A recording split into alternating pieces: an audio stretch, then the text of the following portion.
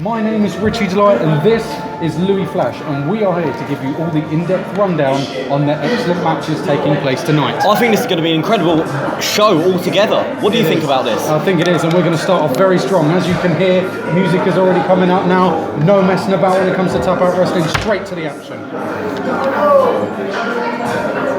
We've heard from the Entitled, they're going to be here. They're saying they're going to cause quite an impact, so we shall listen and see whether they make up their word. And here comes Alexander Roth right now. Alexander Roth, from what I know of him, I know quite a bit about him. He is a vicious competitor. He can have a mean streak, he can be your friend, but he's mainly your enemy most of the time. The lone wolf, the wolf of Broad Street, Alexander Roth. He's coming out with Kieran Corrupt now, both members of the Hit Set. Meeting the boos of the crowd here in Tapout in the central bar in Camberley. Central bar in Camberley for Tapout 2. I think the dangerous thing about Alexander Roth is his unpredictability. He can change up his offense whenever he wants, just to suit or unsuit his opponent. See, with someone like him, he knows what he'd want to do before he'd get in the ring.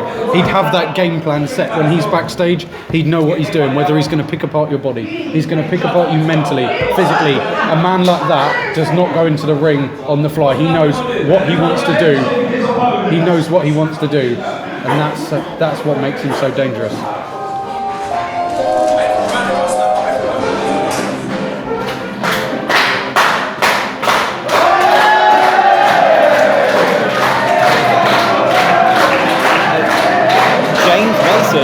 James Mason, a veteran on the British scene, wrestles for many years, wrestles up to 300 days a year. This man lives on the road. He is the definition of British wrestling, is James Mason. He debuted in 1993, which seems like forever to me. I wasn't even born then. How old are you in 1993? 1 year old in 1993. Crikey O'Reilly, he's an old competitor, but he's a veteran. He knows exactly what he's going to do. I think they really would counter their styles. Exactly. He'll push. Someone like James Mason will push Alexander Roth outside his comfort zone.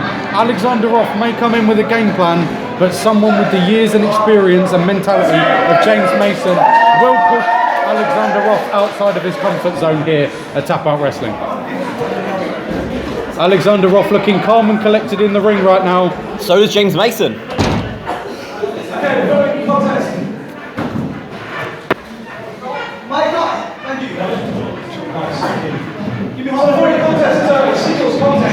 The referee for this match is Gino Perry.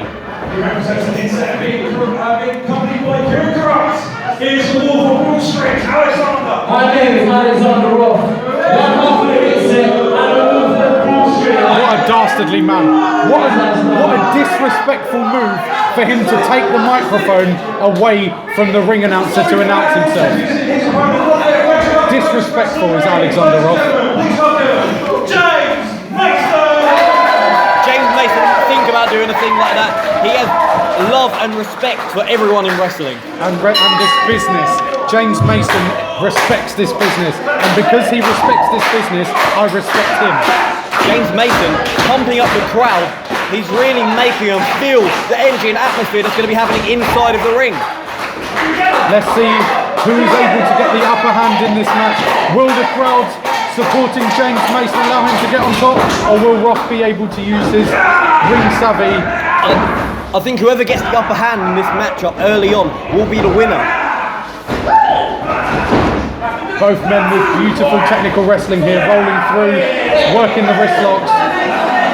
Alexander Roth has got that in very tight, and as someone who has actually faced Alexander Roth, I know how tight he can have that in. And James Mason got a headlock wrenched in on Alexander Roth, but he shoots him off on the ropes. James Mason knocking Alexander Roth down with a beautiful shoulder tackle. And Alexander Roth looking to separate himself from James Mason here by getting underneath the rope. He's getting not just underneath the ropes, but underneath James Mason's skin, underneath his mind. In his mind, should I say. Alexander Roth will do whatever he can to win a matchup. with someone like Kieran Corrupt at ringside, you are going to have eyes in the back of your head. It's essentially a handicap match, It isn't is it? a handicap match. Anytime you've got someone on the outside, you need 4 eyes. Looking to Test clinch. strength between the two men here. A beautiful reverse wrist lock there from James Mason. He's bending the fingers back. That's small joint manipulation. That's really going to hurt. Look at that hand bending like a frying pan in a strong man's hand.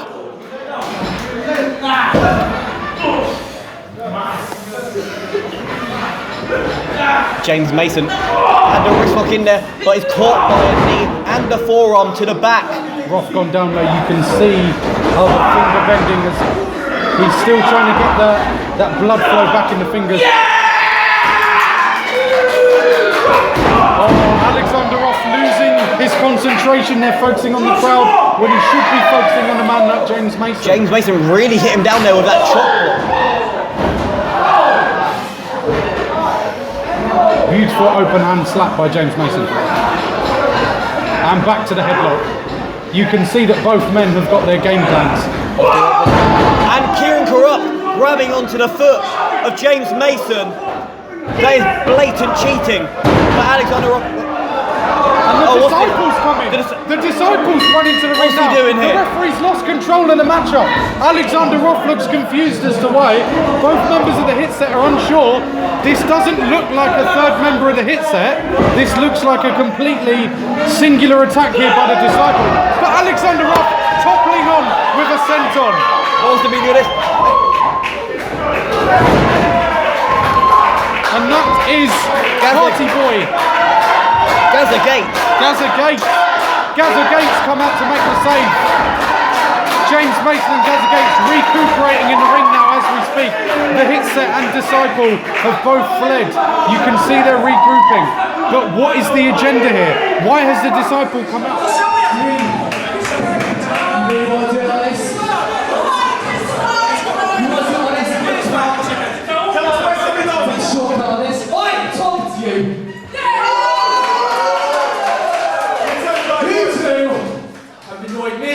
And you annoy each and every one of these people. Yeah. Now, two of us. You don't say who of you party poopers. How about a tag team match right here, right now?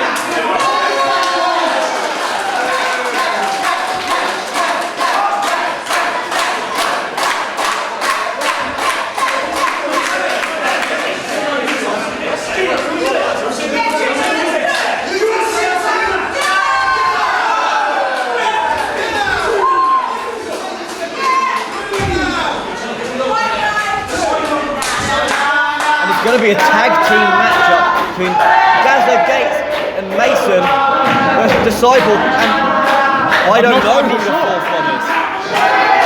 Kieran Corrupt has gone backstage, it looks like. So Disciple and Alexander Roth are now going to go up in an impromptu match here, ladies and gentlemen, against Gaza Gates and James Mason. Tag team action here. How unpredictable is this? You never know what you're going to get at a tap-out show. Straight in. Drop toe hold, sending him crushing down to the canvas, and it's a wrist lock early on, sending him down to his knees. With a lovely arm wrench there. An arm wrench by Gaza Gates. He's signalling to tag in James Mason. Sending him over with a flip. Leg drop onto the arm. We're seeing some beautiful ring psychology here by Gaza Gates and James Mason, working on that wrist that was already been worked on by James Mason. And a tag into James Mason. James Mason, there's a clubbing blow to the back there. That's really going to hurt.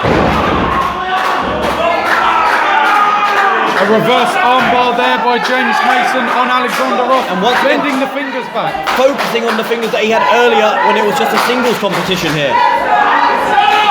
At this moment in time, you can see that Alexander Roth is not in his comfort zone. James Mason knocking Disciple off the apron. An open club to the face of Disciple there. Both men in. A whip off the ropes. A double back elbow to Alexander Ruff, sending him down. Spinning out of it. And a 2 count there for the tag team of Gaza Gates. It's and quite James an Mason. early 2 count as well. Could this be a sign that they can work very well against someone like Alexander Ruff? Perhaps they have his number. Let's hope that number's 3, Louis. Bringing him back into the corner, James Mason with another tag into the ring. What's he going to line up for? Another club to the back by James Mason. James Mason has been wrestling for over 20 years. He must have faced someone like Alexander Ruff and Disciple before. With Alexander Ruff, as a man that I know experienced being in the ring for myself, he is young, he is hungry, but he's not willing to stoop to that low level to get the victory. I'm sure James Mason has faced many different types and ages of wrestlers, all with different mindsets, all with different game plans, and he's still here doing what he's doing today. Another double whip off the ropes, and a double hip toss by both men there. Slam down into the canvas. And the 2 count once again. I think if they can keep Alexander Ruff away from Disciple, they may have this one in the bag.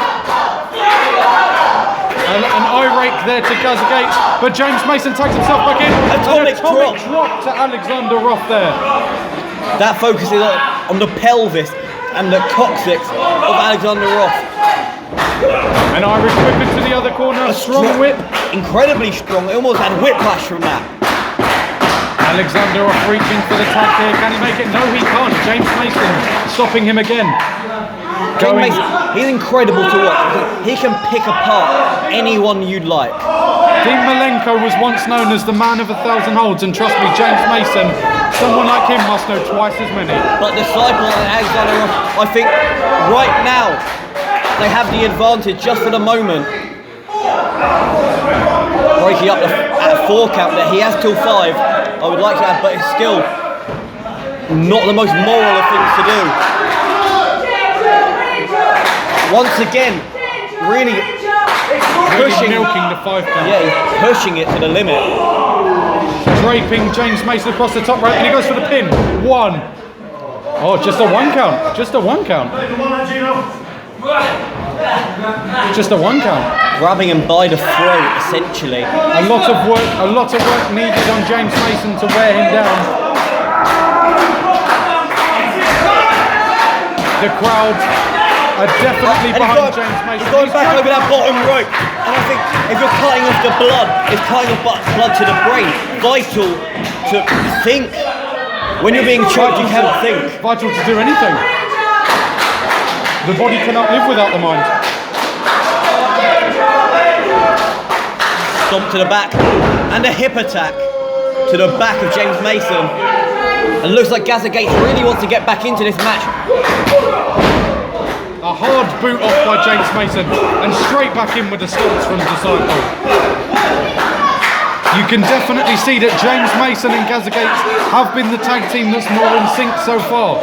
Alexander Ruff and Disciple are forming an uneasy alliance at the moment. James Mason and Gaza Gates definitely have the tag psychology down. James Mason, his head being thrown into that turnbuckle.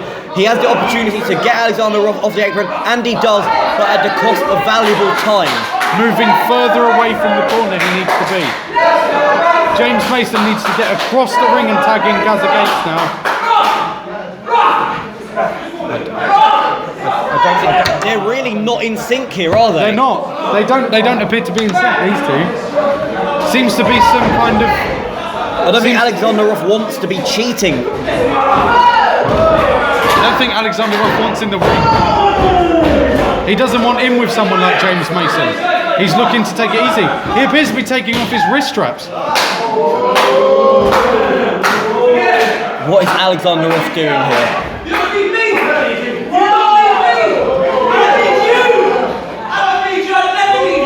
There's been some controversy here. Alexander Ruff appears to be going backstage.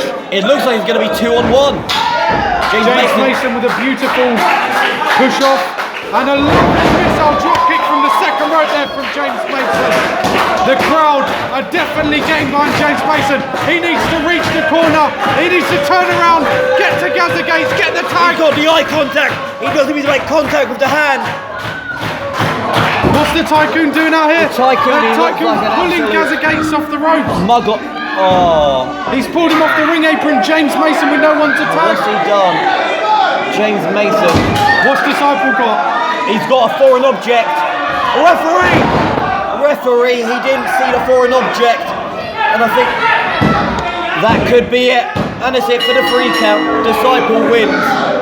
When all looked dire, the Tycoon came and stole the win off James Mason and Gaza Gates. A definite upset here at Tapout 2 as Disciple, a relative newcomer into wrestling, has managed to pull off a big victory in what was essentially a handicap match against Gaza Gates and James Mason with the help of foreign objects. Alexander Ross looks to be taking all of the glory for doing essentially none of the work. That man is something you... You say it's out of country. If I don't know who you are, Richard, I know exactly who you are. This is fun. Talk about me properly. And Alexander Ross coming over to us at the commentary table. I think he likes us. To expend more energy in coming over here than he did in that last match. We can't figure out some people like Alexander Ross. You have to put it to them, they did have a game plan and that game plan did pay off. However, the way they did it was morally wrong. It's despicable, I'd say.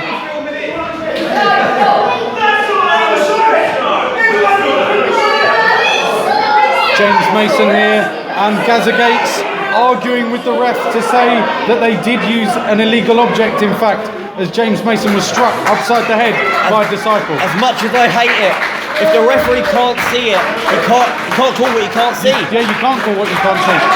If it ain't cheating if you don't get caught. That's one rule. And those boys have exploited that rule today. And they've managed to pick up a big win over James Mason and Gaza Gates.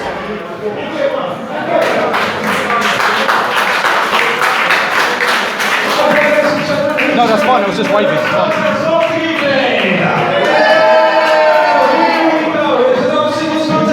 Scheduled for one fall. Introducing first. Cool.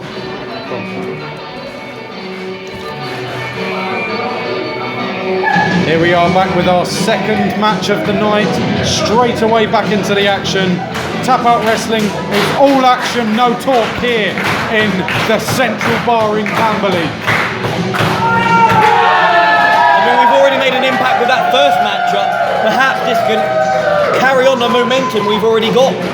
Here we have one of the best young up-and-comers in professional wrestling today, Harry Sefton. Now I know this man from the independent scene.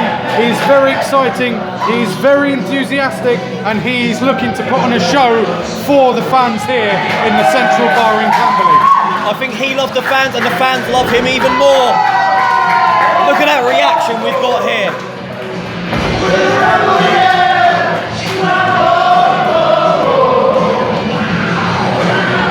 Excellent choice of entrance music as well. I think this youthful exuberance could really get him the upper hand here. And of course the man he's facing, a very, very savvy ring vet.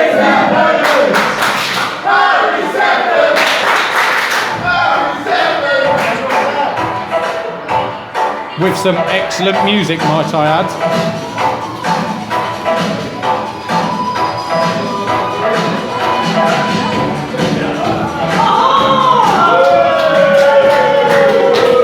This man clearly not getting the reaction he wants. Jonny Storm, a ring veteran. How many years has someone like Jonny Storm been wrestling? I've lost count.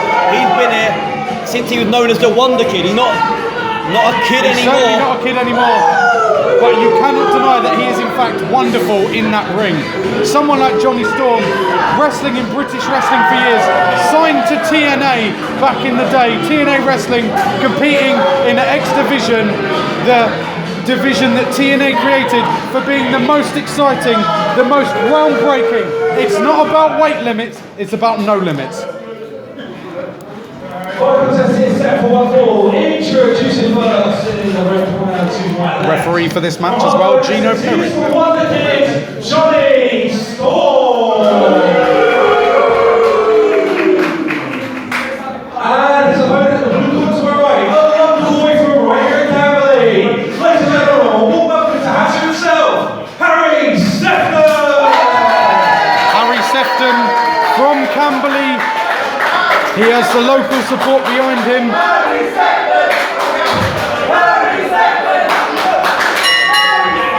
Both men looking in great shape for this match. I think Both men rocking the singlets as well. there's quite a few similarities between a young Jonny Storm and Harry Sefton here. There is. Before Jonny Storm lost his way, he was just like Harry Sefton, looking for the crowd's approval, looking to put his body on the line. Now, I don't know what runs through that man's mind.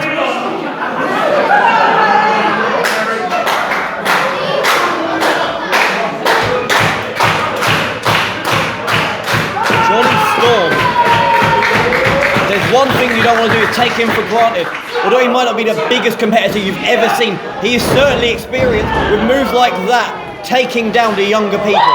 Some beautiful technical wrestling there by Jonny Storm, and now showboating for the crowd. Someone like Harry Sefton isn't someone you should take too lightly. I don't think we're going to see Harry Sefton showboating. I think he really does want the win to add to his resume. If you can beat someone like Jonny Storm, who's been in the wrestling business for God knows how many years, you've definitely got an upper hand on many people his age. Harry Sefton here, returning the favour. I'm clearly wrong. He really wants to upset Jonny Storm. Could this be a tactic to get under the skin of Jonny Storm? It could well be.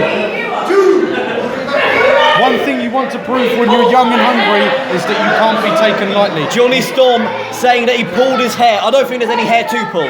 I don't think there's any to pull on Jonny Storm's body at all.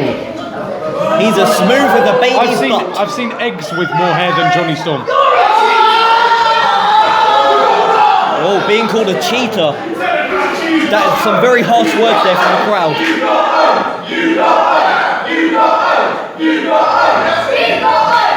That's what your mum said last night, baby. Oh. Villainous there. Jonny Storm with a bit too much showboating for my liking. Another drop toe hold there by Jonny Storm. Oh, he's gonna rolling roll. over to the headlock. Beautifully smooth in the ring. Just like Jonny Storm's head. He's very flamboyant too, which I think is a blessing in disguise. It really does put the opponents off. But it does, however, leave gaps open. Too much showboating can leave you open. Big shoulder tackle, pulling him down there and wrenching the headlock in. Back to the headlock for Jonny Storm. He must just be envious of people with hair. I told you! Beautiful headlock takeover to get back in control again. Quite a low takeover there.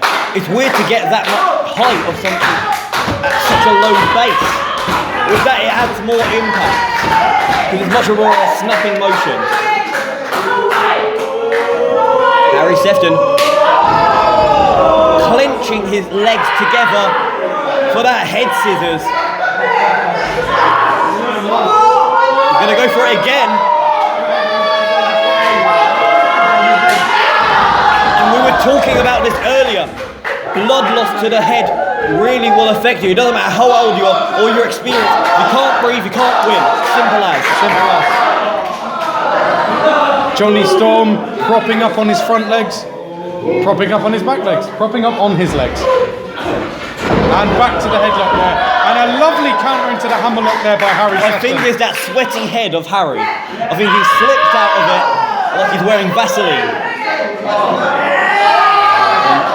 Again, some small joint manipulation, wrenching the fingers back, really going to hurt, but he's got his foot onto the rope, which breaks up what Harry is trying to do.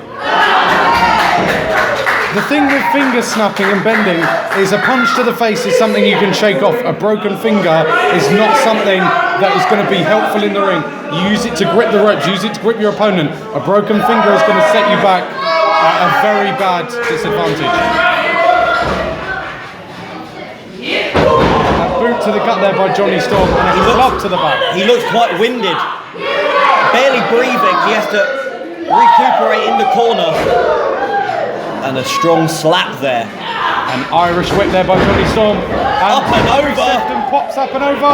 And a beautiful arm drag there by Harry Sefton. And a second arm drag.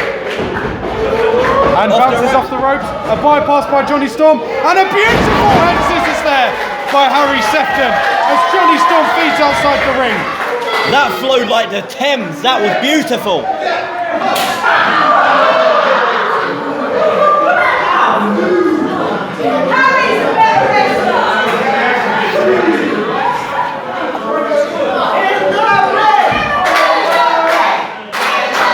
Harry Sefton. He looks to be going for something important, but he's dragged out of the ring. A block and a beautiful forearm by Harry Sefton as they're brawling round the ring.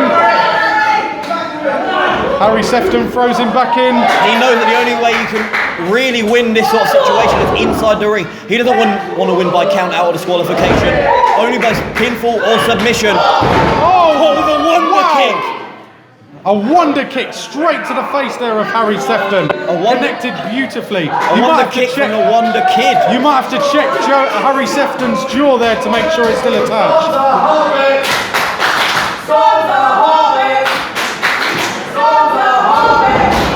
Another kick to the head there. That's concussion material right there. Kicks to the head like that are brutal because they're so blunt. It's like a baseball bat. And now he is focusing on the head and neck area. Jonny Storm, even though he's in control, he is taking a bit too much time. Leaving those openings for Harry Sefton to come back in, but it's cut off shortly after. Irish whip. Turnbuckle. And a boot up by Harry Sefton. You can see he's trying to create that separation. He goes for Wheelbarrow. like a wheelbarrow. Roll up. A 2 count by Harry Sefton. And Jonny Storm with a back elbow back to the head.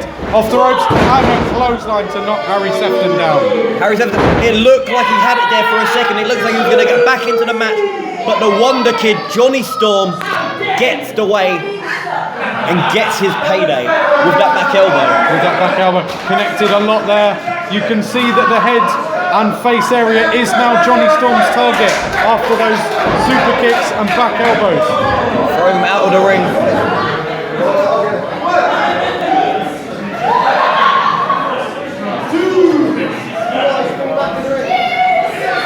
The wonder kid, Jonny Storm being antagonised by the crowd.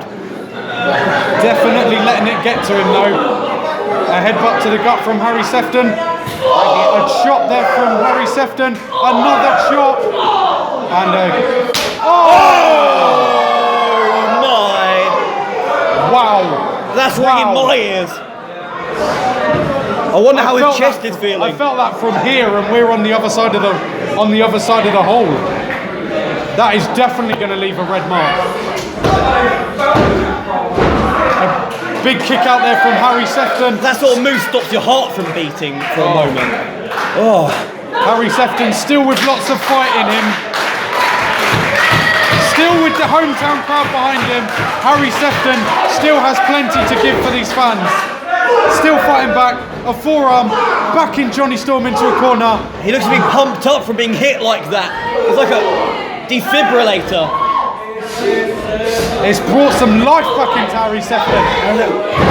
Beautiful jumping back elbow from Harry Sefton. And a lovely kip up there. Both men are up to their feet. Harry Sefton coming in, a running forearm with Jonny Storm. He signals for something else. A jumping back elbow.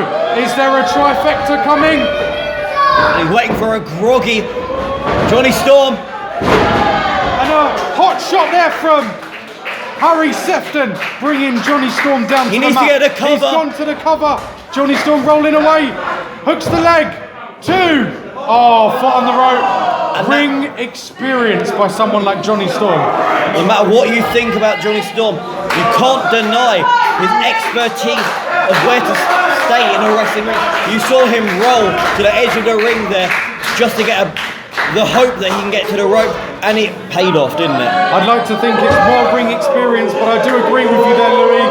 Someone like Jonny knows where he is at all times in the As you can see, by rolling out the way of that frog splash there, attempted frog splash by Harry Sefton. Once again, showing the experience. Just a 2. That was a lot of height he got there. I wouldn't have been surprised if that was a 3. But I think Harry does have this in the bag. That was just a minor setback. He didn't hit that. Oh! Harry Sefton almost landing on his head.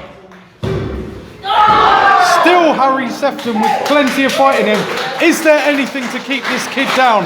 I don't think so. With the hometown crowd behind him, Harry Sefton is definitely not to be taken lightly.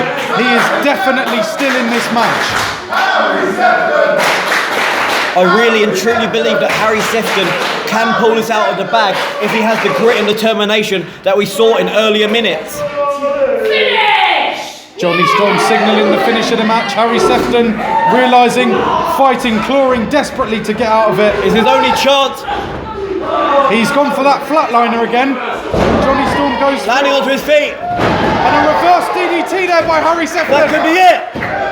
Oh, still a 2 count. Jonny Storm.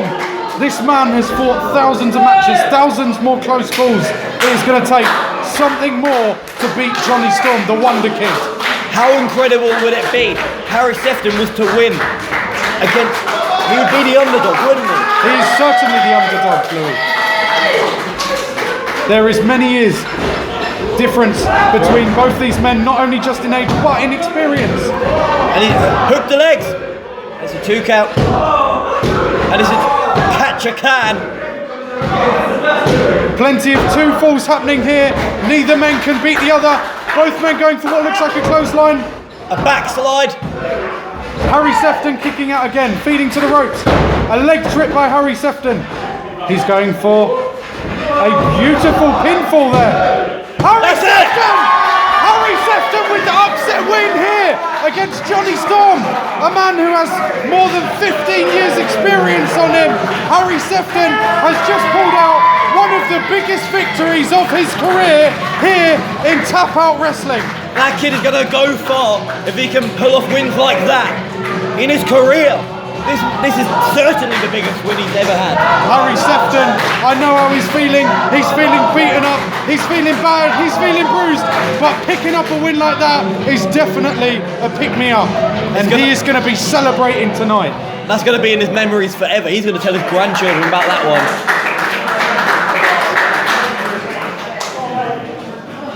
Harry Sefton extending his hand here to Jonny Storm. He should. It was an absolute fantastic match between both of these competitors. Even though Jonny Storm was a huge cheater, you cannot deny that that man is fabulous in the ring. Wonderful, if I may say. Come on, Jonny Storm, the Wonder Kid. Please show your respect for the up-and-comer Harry Sefton. What a show of respect between these two. Show of respect. Jonny Storm raising Harry Sefton's arm here. It was a fantastic match between both of them. It was a fantastic match. It was definitely a treat for the Tapout Wrestling fans.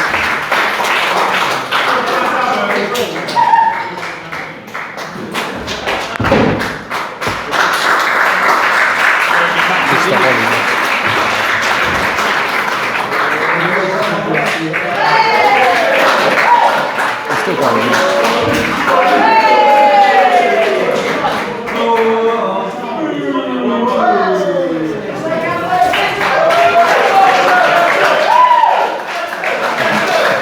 Do you remember what happened at the last show? Okay, that's fine. I'll do all the talking about that, that's fine. Okay, ladies and gentlemen, it's now time for our first half main events. Sorry, Contenders, we will have a 20 to 25 minute interval. I think we'll need some heat here today. But it's now time for the series to something very, very special. It is the first of our 3 qualifying matches for the Triple Fly Championship. 3 matches, 6 men, 3 winners will go on to the action on Sunday, October 15th at Champions Court, and they will compete for the Triple Fly Championship. But first, we've got to find out who is going down the road to the action court. So, ladies and gentlemen, let's get this best side out. Let's hear some noise. Are you ready for this? Let's do this. May the first wrestler come to the ring, please.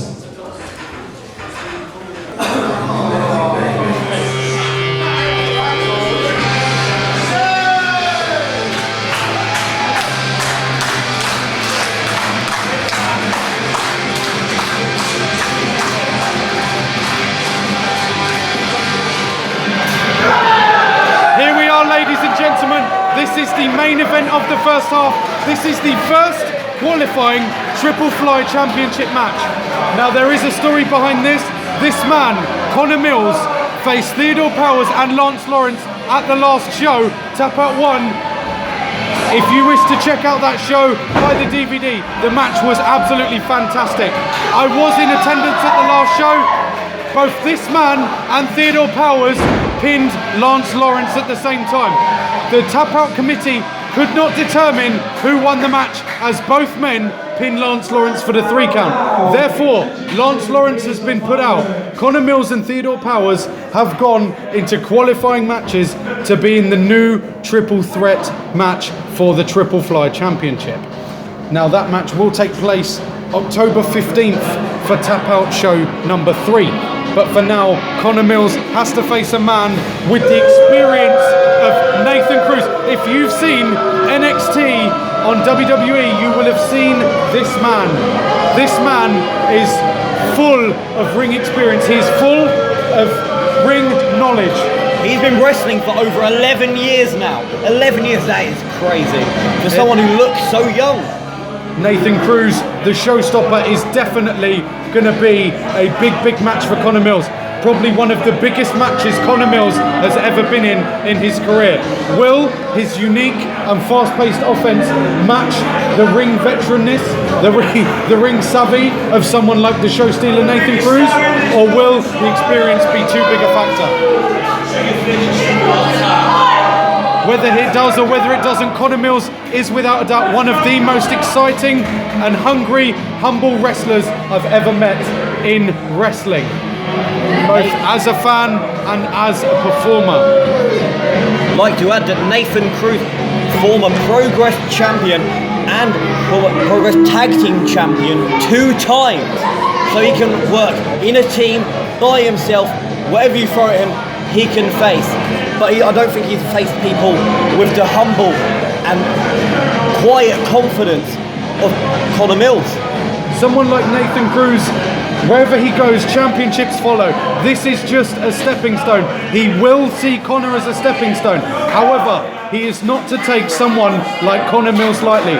Connor Mills has everything to gain and nothing to lose from a match like this. This contest is a qualifying match. Fight the Triple Fly Championship at Champions Court. Introducing first in the corner tomorrow, the blue corner. He hails from East Riding of Yorkshire, weighing in at 205 pounds. He is professional Nathan Cruz. The professional Nathan Cruz, also known as the show stealer. And playing the corner to my left, the red corner. He is fighting spirit, Connor Mills. Connor Mills coming from South London today. Both these men are way apart in not just distance, but experience, how long they've been wrestling. But someone like Connor Mills, as I've said before, same as Harry Sefton, they should not be taken lightly. I think if we're to compare Cruz and Mills, the physique of Cruz does win, but I think that the speed and athleticism of Mills takes Cruz. That's right, Louis. He has to play to his strengths. If he has any chance of winning this match, any chance of causing an upset, he needs to play to his strengths. His strengths is his ability to fly, his speed, his quickness, his agility. This is what he needs to work for. He needs to stay away from the ground game of Nathan Cruz. He needs to... Oh yeah, he is essentially a red arrow. He works best in the air and he's beautiful to watch. Very exciting.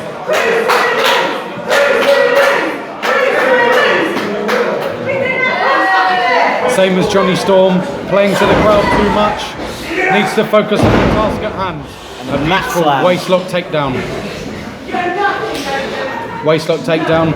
You can see Connor Mills fighting. He's not going to give this up easy.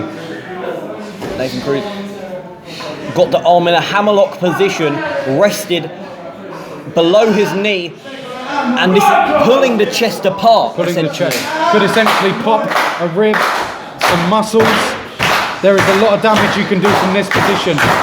Converted into a pinfall, just a 1 count from Connor Mills. That's dangerous. That separation. Because his arm was underneath his back. If you have your arm, how are you meant to kick out from that? You've been in positions like that before. Determination. I don't know. I don't get pinned. Oh, right. But I do understand the problem with that hold. More difficult than a regular lateral press, I'll tell you that. Of course. You only have half your power to kick out with. And when you've got someone's whole body weight on top of you, you need as much as you can. If kicking out was easy, no one would lose. They're really eyeing each other up here. Connie was with the takedown. Got him in a heel lock, beautiful heel lock. Placing his foot on Nathan Cruz's other so he can't just easily get out of it. He's making Nathan Cruz work for this. Showing some ring knowledge here, Connor Mills. Working on the base of Nathan Cruz may be a good idea because it will eliminate the strength that Nathan Cruz has. You really need to be standing to be strong. Connor Mills staying on the leg here. Nathan Cruz managed to fight him off. Connor Mills going now with a knee bar, a standing knee bar. And the whole point of a knee bar is to hyperextend it. Hyperextend the knee. To snap it if you could. Yes. Takes a lot of pressure to bend a man's knee the wrong way. Rolling through, snapmare now on Connor Mills. Looking to go for that early pinfall. A two count. Nathan Cruz is starting to realise that someone like Connor Mills cannot be taken lightly. In qualification matches, you do need to finish these matches early. Because if you finish these matches when you're beaten and broken up, it will take a toll at the next event. Yes, to a point, but...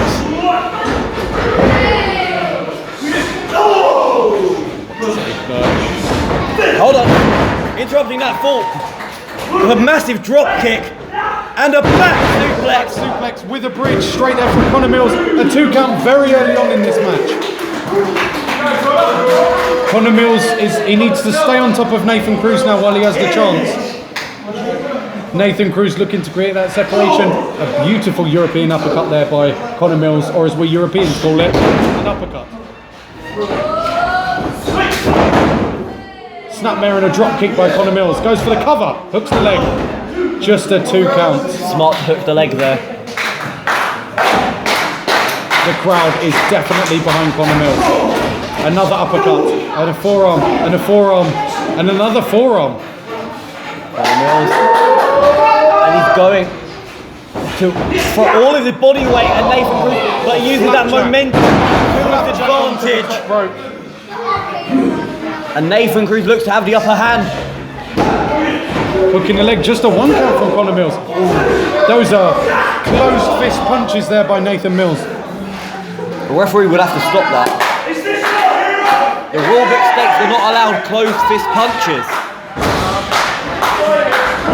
Nathan Cruz, you can see something has changed. You can see that when Connor Mills is able to get some offense going, he is very dangerous. Look at these forearms by Nathan Cruz. They are concussion material. Nathan Cruz needs to keep himself composed. He does not want to get disqualified and lose this qualifying match. He's torquing that neck. It's almost like he's hooking the mouth.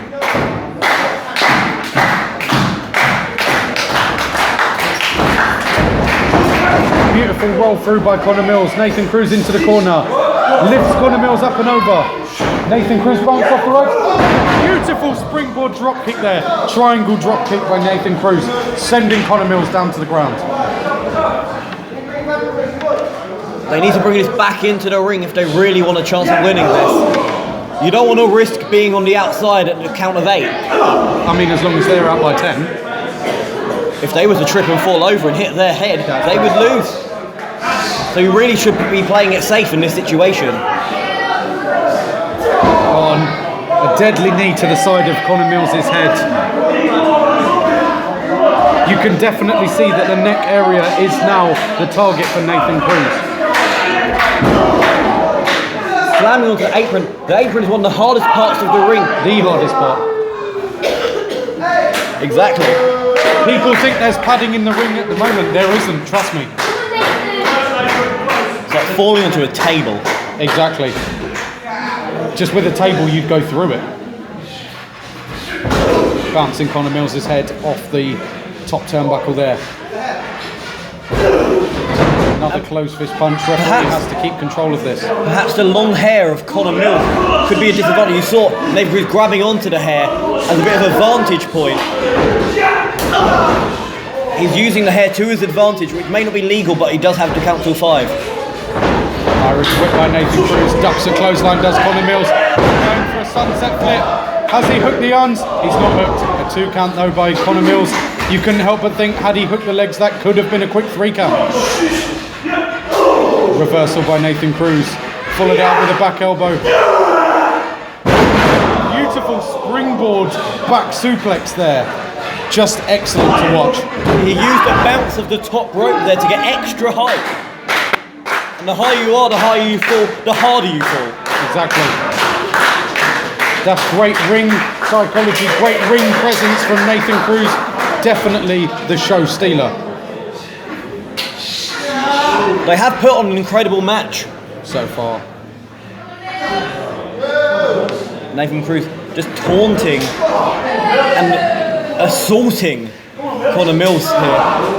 Strong slaps. The slaps he's giving to Connor Mills only seem to fire him up. With plenty of kicks now. Ducks a clothesline after a backflip. What a discus clothesline there by Connor Mills. But you can't help but think he should stay on top. He should stay on top of Nathan Cruz right now while he has the advantage. Letting Nathan Cruz get his breath back is a bad decision. Getting ahead of himself there. And launched across the ring. Almost a front suplex there by Nathan Cruz. Flying forearm into the corner, off the ropes, and a discus big boot there from Connor Mills. Both men expending energy to hit their big moves. Both men are down for the count.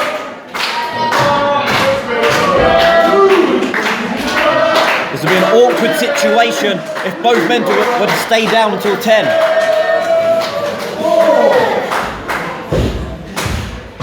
And both men fighting to their feet. They know they have to get up.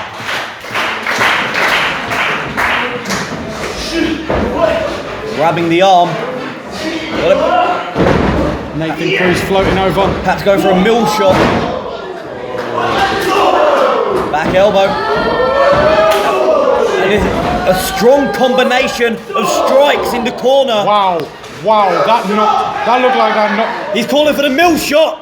That looked like that knocked Nathan Cruz for 10 there, and then followed out with a mill shot. Can he get a pinfall? 2. Oh, Nathan Cruz kicking out at 2 9/10 there. You can't help but think that Connor Mills needs one more big move in order to put Nathan Cruz away. He might be eyeing up that top rope of his. Mills is known to hit many top rope moves. Moonsault, 450, frog splash. Any of these could put Nathan Cruz away if he's able to hit them. And Nathan Cruz back up to his feet, striking Connor Mills with his forearm. Oh, almost knocking him off the top rope there with that shot. Oh, lordy. Connor Mills is a very pale guy, but his chest looks red right now. Both men fighting up. Connor Mills going perched on the top rope now. Set up perfectly. Going for a 450, lands on his feet though, able to adjust in midair. Nathan Cruz with a roll through. Oh, pulling the tights, it's still a 2 count.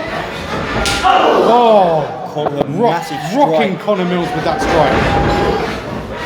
Connor Mills feeding out, showing that agility, that quickness that he needs to show. High kick, springboard looks like, and a springboard high knee. Amazing agility. Oh, still a 2 count. What will it take to put one of these 2 men away? It seems like they're going to be fighting forever. They are going to. Someone like Nathan Cruz with the durability, and Connor Mills is not going to want to give this one up easy.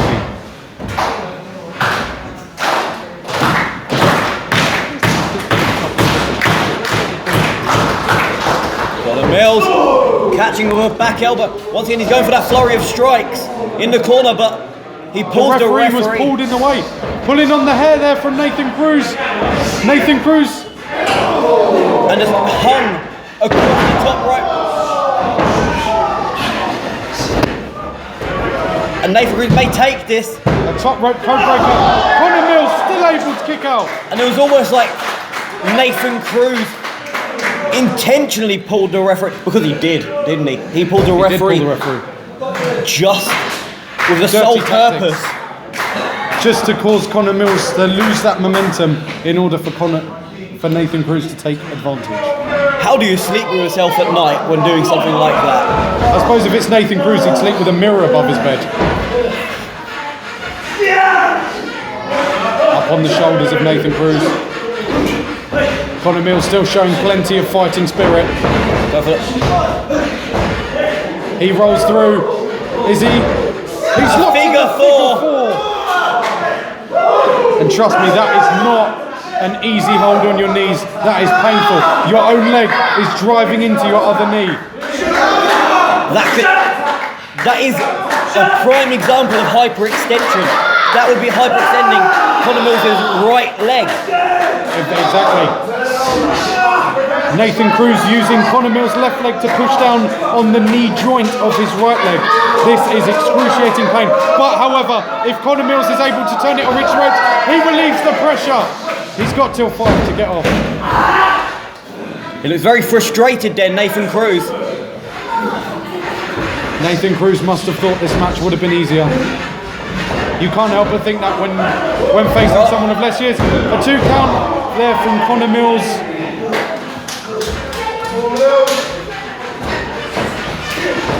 A bypass there. Going for another sunset flip.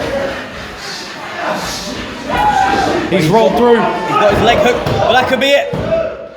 Connor Mills! Connor Mills, this young, hungry upstart, has managed to get a win over someone, Nathan Cruz. 11 years experience, and Connor Mills has been in this business less than 3 years, and he has managed to roll up Nathan Cruz. It is the day of the underdog today. Most importantly, he's qualified for the Triple Fly Championship match. Taking place October 15th at Tapout 3. Connor Mills, he is feeling battered and bruised. His knee must be killing. He must not be able to walk, but he's going to sleep well, knowing that on October 15th, he has the chance to be Tapout Wrestling's first ever Triple Fly champion. Nathan Cruz looks confused. You were beat, Nathan. Go get changed. Get yourself home.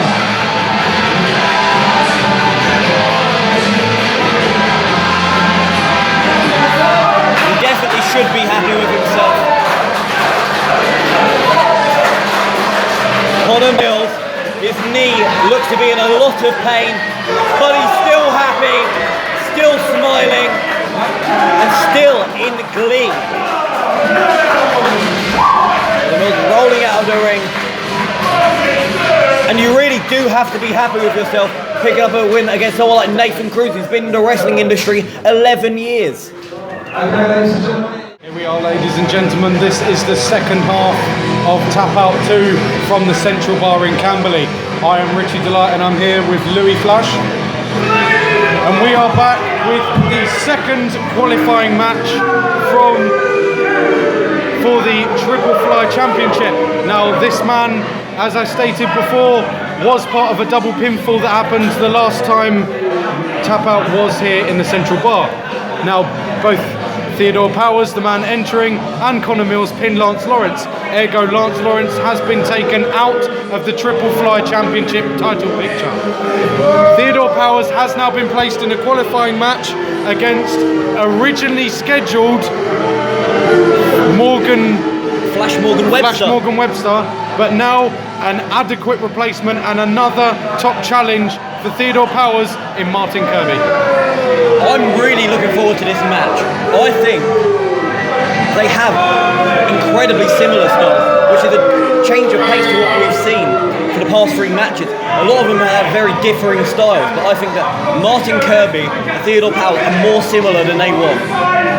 Yes, both Martin Kirby and Theodore Powers do work for a similar fast-paced style, a fast, agile pace. They both look to exploit their quickness. Theodore Powers is a man that I do know. Fun fact, I used to be tag partners with his father, Stan Powers. We were the Delightful Powers. I've known Theodore Powers since he was very young, since he was about 13 years of age. But I do not like this new attitude of Theodore Powers. I've always known him as the up-and-comer, the hungry, the humble Theodore Powers. But now, I can't say I like this new attitude.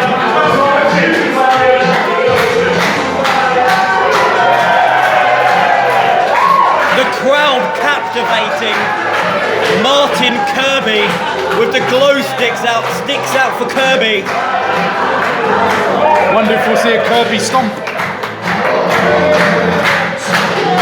Theodore Powers looking befuddled simply by all the colours. I remember when Theodore Powers used to try to win over crowds like this, but now, as I say, this new attitude, he's a completely different person.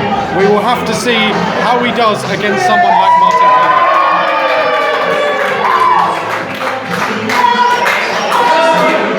Martin Kirby in impeccable physical condition here, a man who takes his wrestling and his workout seriously. Theodore Powers doesn't look like a slob either. He looked well in shape, but possibly not as in shape as Martin Kirby. Of course, but Theodore Powers still one not to be taken lightly. Theodore Powers with 7 years in the business, I believe correctly, coming up close to 19 years of age. Still so young, still with so much to learn, but still proved himself in wrestling. Theodore Powers has not only wrestled in England, he has wrestled in Portugal as well. So maybe he learned something over there that Martin Kirby hasn't learned, and Theodore Powers has grabbed the mic.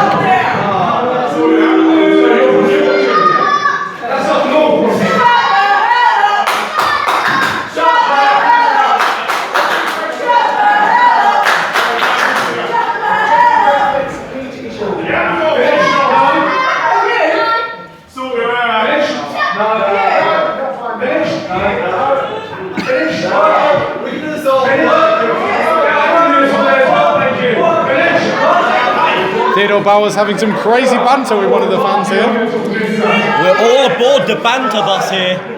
Choo choo. Wait, buses don't make choo choo noises. The banter train are allowed. The banter train. So just like you can love it, King of the North once known, we don't have a change. Theodore Powers with some kind of Game of Thrones reference. It looks like the crowd know nothing. Maybe he should stop watching Game of Thrones and maybe work out in a gym or something. Cha.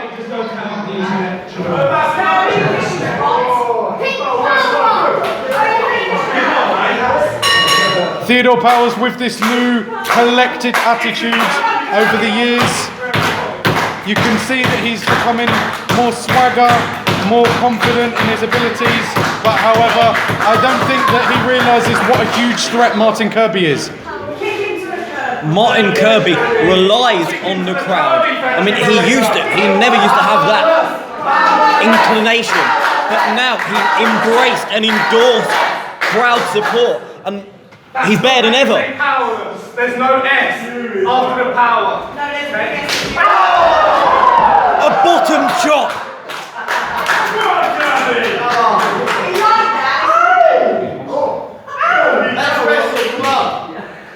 I bet his bum's as pink as Martin Kirby's ring attire. I'm not a crybaby! You're a crybaby! Theodore Powers not focusing on the task at hand here. Someone like Martin Kirby with much more experience. Theodore Powers should definitely be trying to get his head in the game here. He seems to be stalling. It's kind of fun to watch Theodore Powers get so annoyed. Martin Kirby is definitely getting under Theodore Powers' skin. But Theodore Powers, I trust, will have a game plan. Oh, boot caught there by Martin Kirby on Theodore Powers. Oh, bouncing his face off. Martin Kirby, swing and a miss twice. Martin Kirby looks befuddled. Sending Theodore Powers. He's bounced Theodore off. Theodore Powers has run out the ring like a little crybaby. You could say like some sort of scaredy cat. The old Theodore Powers I knew used to love getting in the ring. He used to love trying to win over the fans. Now he seems like he's turned his back on them. And it's strange. They're like polar opposite. Martin Kirby for the longest time hated the crowd and turned his back on the crowd for most of his career, but only recently has he respected the crowd. Whereas it is vice versa. That you shake my hand. It's vice versa for Theodore Powers, who's offering his hand to Martin Kirby. Should have shake his hand. Theodore Powers still here, left hanging with his hand out. Will Martin Kirby shake it? Shake my hand, so I say you do it. Martin Kirby being told clearly no by the audience. What will he do? Maybe he has a trick up his sleeve.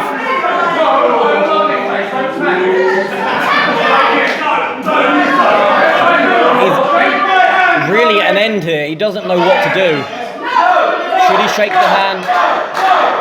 I think in his heart he wants to shake his hand. I think the sportsman in Martin Kirby wishes to shake his hand. Martin Kirby is definitely trying to show some sportsmanship here, but I believe he thinks that Theodore has something up his sleeves and he will be a tricky customer. Martin Kirby having some fun with Theodore Powers now.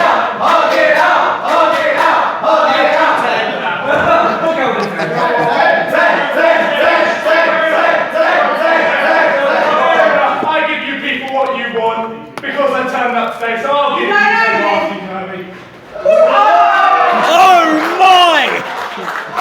What a manoeuvre! Of the late great Roddy Piper there paying homage. Leg trip by Martin Kirby. Here we are, the action's begun to pick up. Cartwheel over. Bypass by Theodore Powers. Spinning head scissors by Theodore Powers, almost knocking out our referee Gino Perry in the process. He looks okay, he seems unscathed, unlike Theodore Powers, who looks to be in a great deal of pain. Gino Perry, who is not a wrestler, should I say, that may take more of an effect on him than someone like Theodore Powers. But Gino Perry appears to be pulling through, he seems to be fine.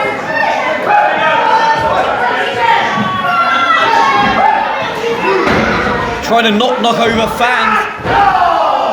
Theodore Powers playing cat and mouse there. Even someone like Martin Kirby can be caught out. Martin Kirby now looks to be on the back foot of things, receiving a massive punch to the face. Might have to check that's an open hand slap there. Just pressing on the larynx. Once again, if you can't breathe, you can't fight. And that's a different type of it. That's an air choke. An air choke and a blood choke. An air choke is a lot quicker. If that foot was to stay on that for a bit longer, perhaps he wouldn't be breathing right now. Theodore Powers focusing too much on the crowd for someone like Martin Kirby. Theodore Powers is looking comfortable in the ring. He is looking like his game plan is working off. Snap there by Theodore. And a kick to the back there by Theodore Powers. That was strong and brutal there. Theodore Powers a bit slow on the count. Locking in that chin lock. That looks a deep chin lock. Check that as the trap. Oh, that is illegal. 100%. The rake of the nose. That is a deep chin lock there by Theodore Powers. Just have to check he's not getting choked by the ref.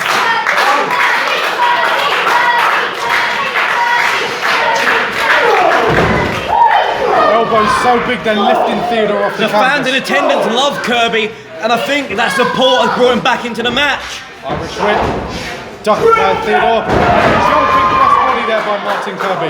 He's fed to the outside. Theodore Powers runs into a shoulder by Martin Kirby, and over, and a springboard sunset flip. He's losing his balance. He's holding the ropes there. Great spot by our referee, Gino Perry. Incredible. Great spot by our ref. Turned into a 2 count the other way. The referee had to do what he could to break up the hold.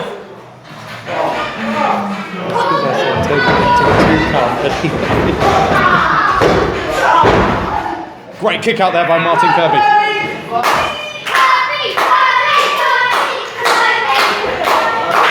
Martin Kirby really looking determined to get him back into this. A lot of closed fist punches happening this match. Referee Gino Perry has to keep on top.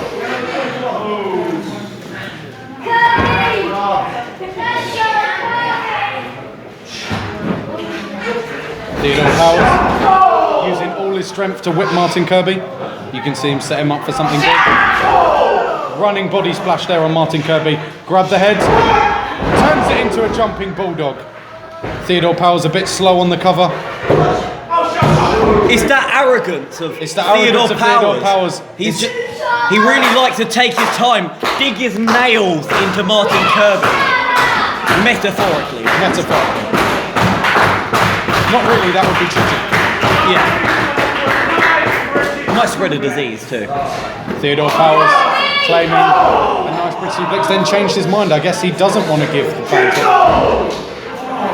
Martin Kirby fighting back from his knees, takes a brutal kick to the side of the head.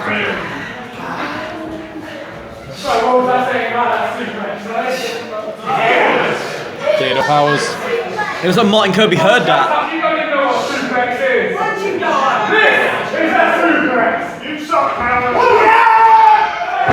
He's right. That was a suplex, just wasn't the one Theodore was thinking. Martin Kirby with some time now to recuperate, grab his breath. They're both in a reeling position. They're both on their knees.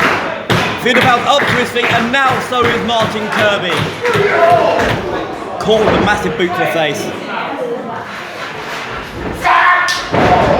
Theodore Powers dropping his whole body weight on the back of Kirby's head there, but still taking too long to get to the pinfall.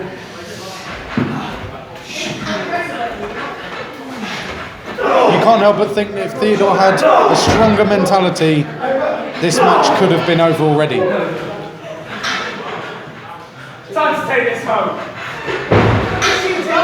Theodore Powers running off, hits him with a brutal Theodore clothesline.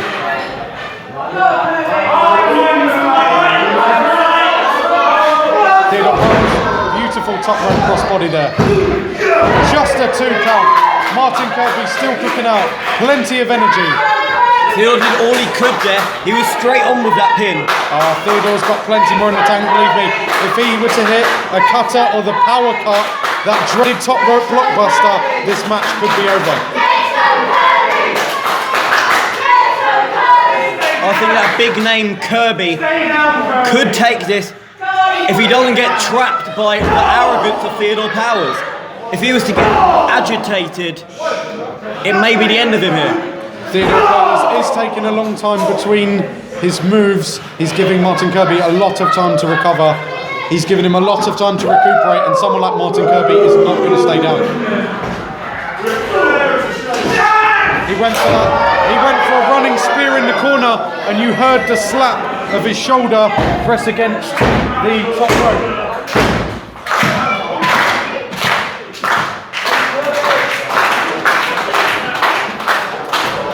And I think Kirby is back into this. He now has the upper hand. He's to his feet. And Theodore Powers is now reeling. A brutal clothesline there. I think he's making his comeback. This is definitely Martin Kirby after a build-up of all that time. Theodore should have been staying on top of Martin Kirby. He is now on fire, ladies and gentlemen. Theodore in the corner. Martin Kirby with a running spear that Theodore wanted to hit. The slip blade. That could be it, ladies and gentlemen. 1, 2. Theodore Powers with a big kick out there. I almost said 3 there. I was determined that was a 3. Inches away from our referee Gino Perry there. He has all the momentum in the world at this point. He can do whatever he can to win this. Martin Kirby signalling for the end here. The Sable Bomb, This could which be is the a end. sit-out power bomb variation. That would have been an instant disqualification for Theodore there. Oh! That's not Theodore. That's it. Oh, Theodore just falling near the ropes is able to get his hand up. I don't think that was Theodore being awake. I think that was pure instinct. That's what Theodore happens when Powers. you're in a wrestling ring since birth. You know the ins and outs of a wrestling ring.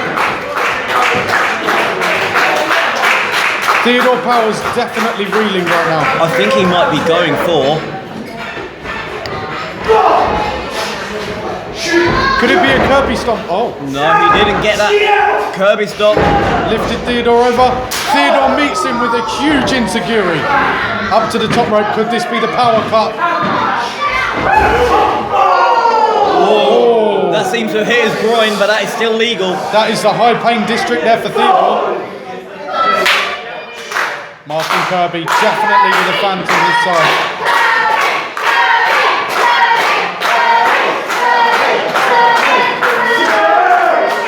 No. He just can't get a grip of it. Theodore Powers holding on, gripping his feet around the top turnbuckle. With an awful headbutt. Knocking the ref out of the way. Only Oh, he he's poked the eye, right but there. the referee couldn't Could this see. be the power cut? The power cut. Oh, the power cut there from Theodore Powers. Could this be it, ladies and gentlemen? And it is. Powers has stolen one. An irate leading to the power cut there for Theodore Powers. That was highway robbery. Martin Kirby was going to win that. Theodore Powers, definitely the least experienced out of the two, but able to pick up the pinfall, albeit by cheating. But as we say, you can't be, if the ref doesn't see it. No matter what you say about Theodore Powers, he is future-proof. He is. The self-proclaimed next generation Theodore Powers with a big win here over Martin Kirby. It doesn't look like he's finished with Martin Kirby.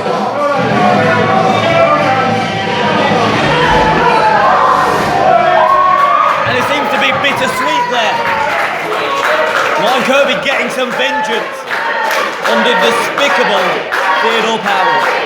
You can't help but think that had he just left the ring, he could have celebrated in peace. But Theodore Powers with that arrogance, ruined his own celebration. But let's just be clear, Theodore Powers is going on to Champions Tour October 15th against the already qualified Connor Mills.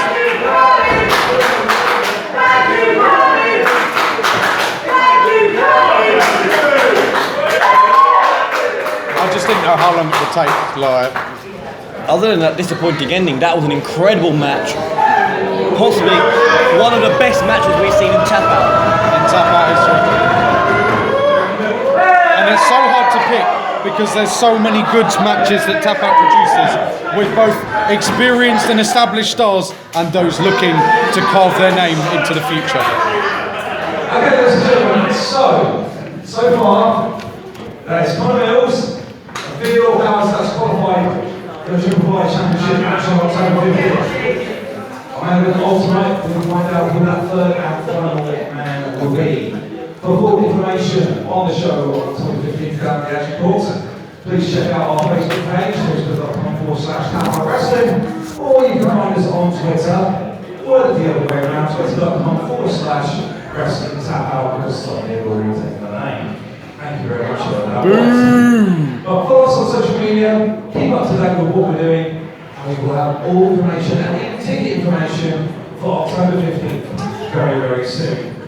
So, let's switch it up a bit. The following contest is a fatal four-way matchup, and it is scheduled for 1 fall. Introducing first.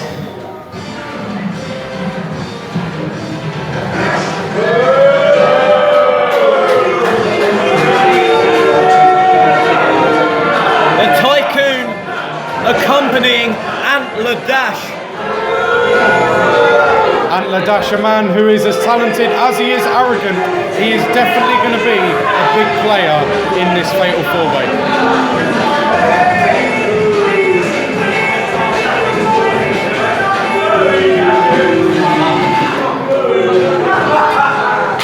That's a man of art and integrity, what he says. I don't think he's very integral. Antler Dash already feeling the brunt of the crowd. Along with his manager, the Tycoon.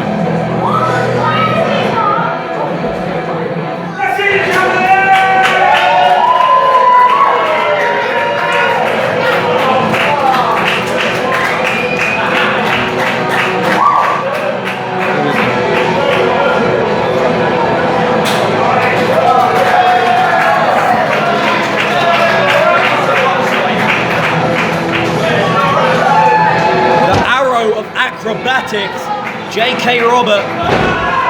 Apologies for the silence there, ladies and gentlemen. We were just gobsmacked at the fact that we're seeing J.K. Roberts here for the first time in Tapout Wrestling.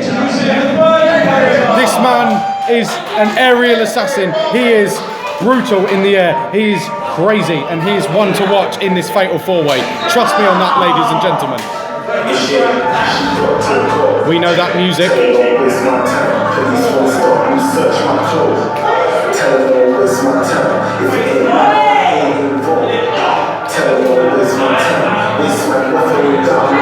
We've heard this music already tonight. It's the music of the hit set. And now the other member will be in action. Kieran Corrupt, along with the other member of the hit set, the Wolf of Cruel Street, Alexander Roth. Kieran Corrupt was earlier kicked out of the match between Alexander Roth and James Mason, but he seems to be back with a vengeance. He is. This is his chance to shine tonight. How will he fare in this fatal four-way? How will Alexander Roth play into that mix?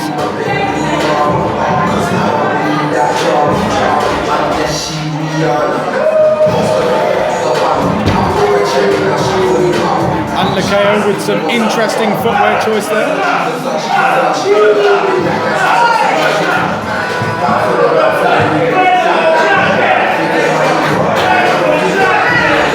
I'm not sure who I'd rather distract me. Alexander Roth or the Tycoon. It's like picking a poison.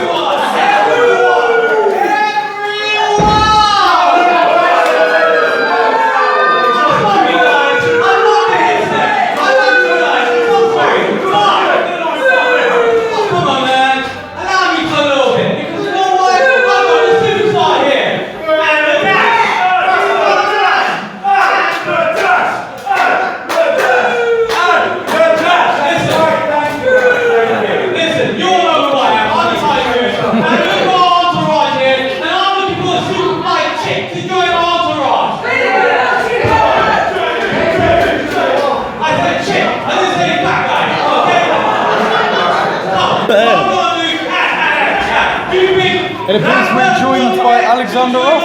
And now Alexander Roth has disappeared. Just like in the tag match earlier. Just like his winning streak. There's nothing, but I'm here, only looking for a boyfriend too. I think that was a stab in the gut you heard there.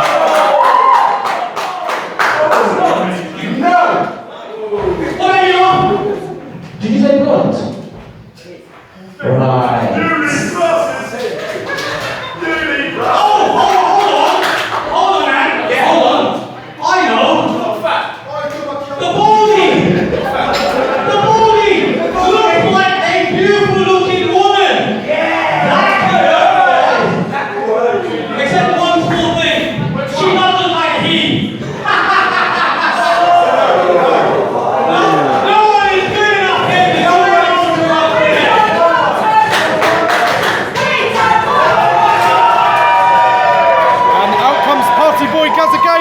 Who came out earlier tonight to team with James Mason.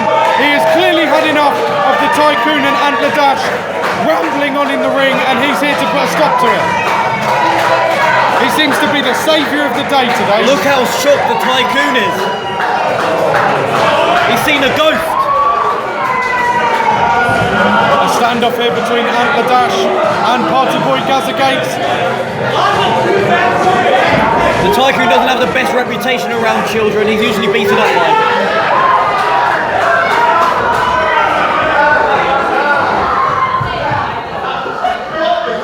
And it appears the Tycoon was in fact chased out by Gaza Gates. Superstar Antler Dash looks confused. He looks like his game plan just went out the window.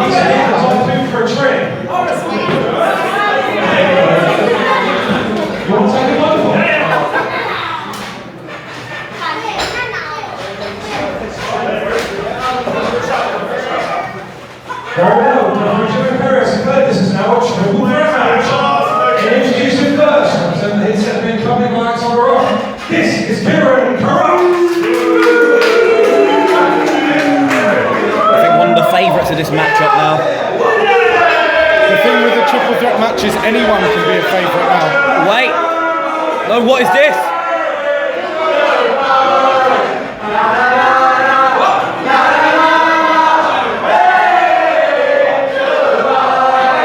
It appears that Alexanderov is being banned from ringside. Well, then I don't think Kieran Corrupt can be truly honoured as the favourite. So with Superstar Antler Dash and Kieran Corrupt's managers being sent backstage, for all intensive purposes, this match is now out in the open. Anyone can in fact win. It's fair and square. Squared circle. The squared circle. Exactly. Anyone can win in the squared circle. Even Antler Dash without the Tycoon can win in this triple threat matchup. This is JK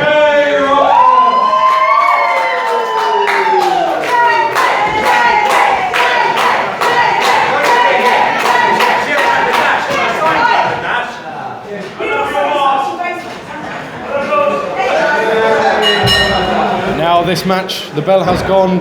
All men looking to.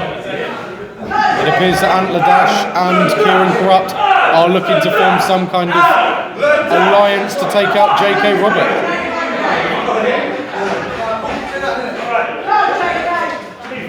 It's pretty obvious what's going to happen. JK Roberts wasting no time, going straight after both men. He's come with a vengeance. Japanese arm drag there. Excellent Japanese arm drag. And a Hurricane Rana there from JK straight after the pin. He truly does live up to his name as the Arrow of Acrobatics. Kieran Corrupt taking after JK Roberts for him out. Antler Dash has broken the uneasy alliance. Whipping off Kieran Corrupt. And a calf kick there from Antler Dash.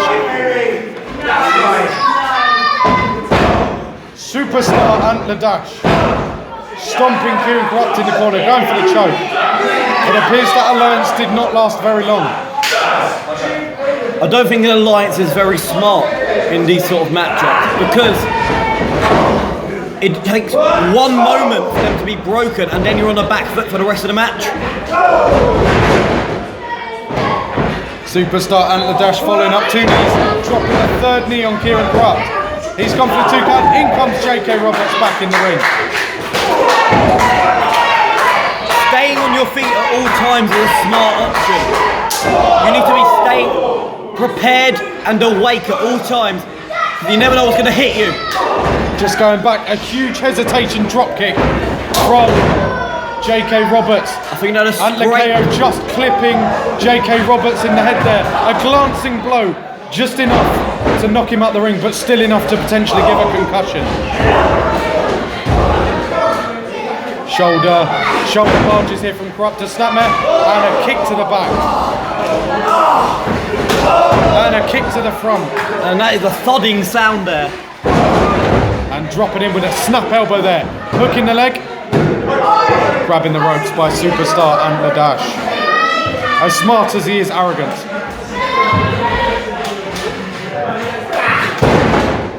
Kieran Corrupt locking in that headlock there.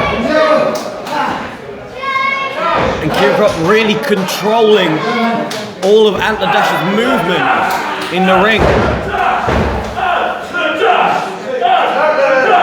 But Antler Dash is working himself back up to his feet. He is the taller competitor here, so he's got a bit more leverage. Huge blows to the gut of Kieran Corrupt. creating separation. He's kicked him up, goes for the Irish whip, and it looks like, I thought he was going for a side slam, but Corrupt, with that ring presence, was able to counter it into a head scissors there. J.K. Roberts coming in to break up the pinfall again. In the nick of time. In this match, you do need eyes in the back of your head. Even though you've got one in the ring, there's still one normally outside. Huge clothesline from the Arrow of Acrobatics. He wound that up.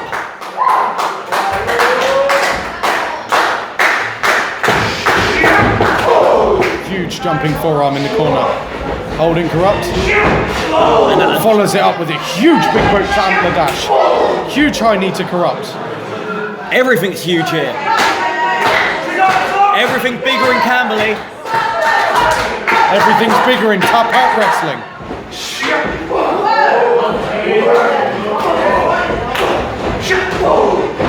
Kieran Corrupt making it hard for J.K. Roberts to put him up the top there. Almost worked. Huge slap to the back. Huge slap to the back.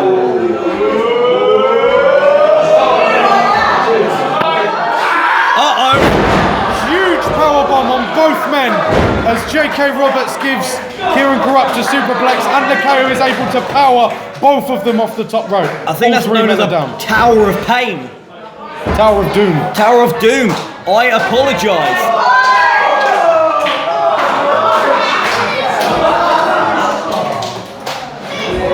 And Nakao and Ladash. Apologies. The first one up to his feet turns into a huge forearm by J.K. Roberts. Returns the favour. One more. Both these men giving as good as they get here in the centre of the ring. Both men leaving it out. Leaving it all out there for the fans.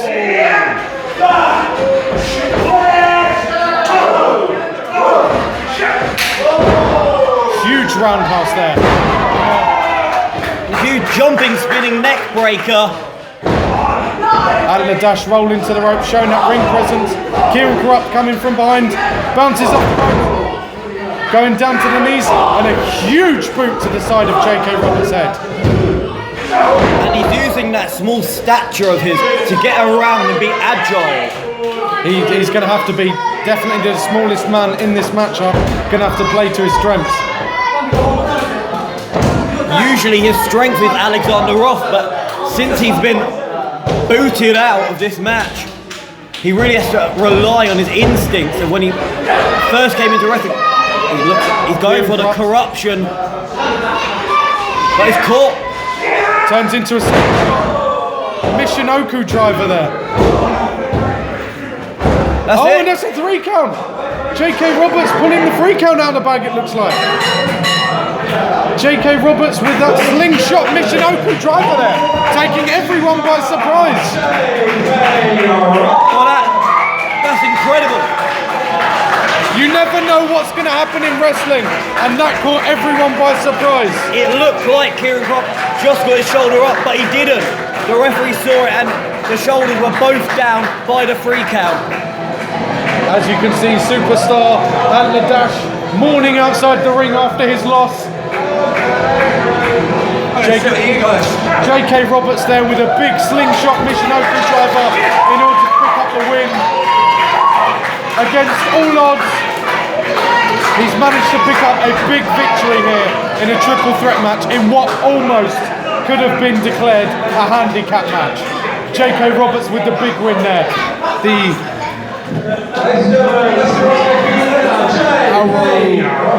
Arrow of Acrobatics. Arrow of Acrobatics there, J.K. Roberts. I thought I had that. Well, you didn't. I did. Well, you didn't. Well, you didn't. Exactly what.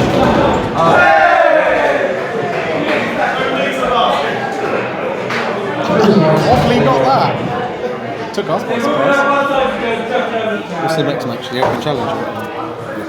Okay, we're down to the final 2 matches of tonight, and now it's time for something very special.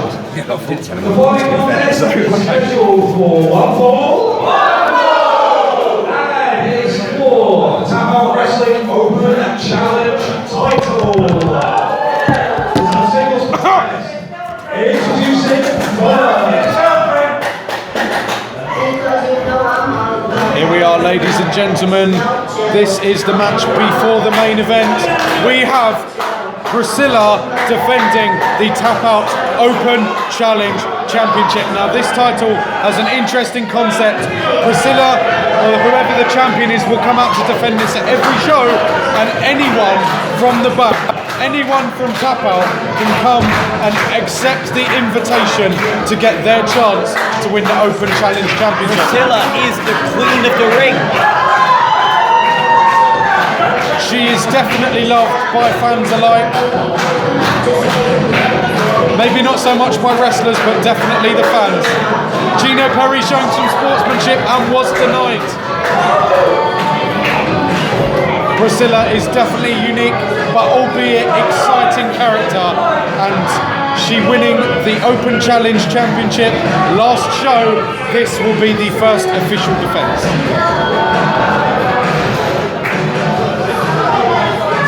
Interesting concept we have, so anyone can answer this challenge. Yes, the Open Challenge title is exactly that. It's an Open Challenge. Who do you think is going to come out? So, I'm not going to make any predictions because I'll be probably way off. I feel like the hit sets. I feel this would be the hit sets kind of match.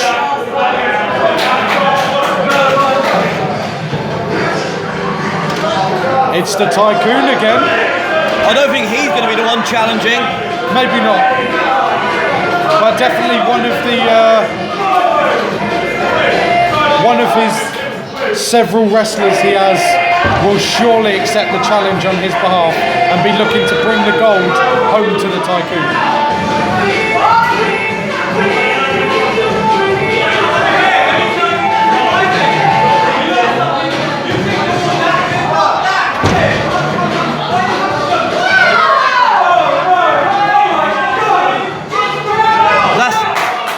Disciple. Is he the one to accept the challenge? Superstar and Ladash has come out as well.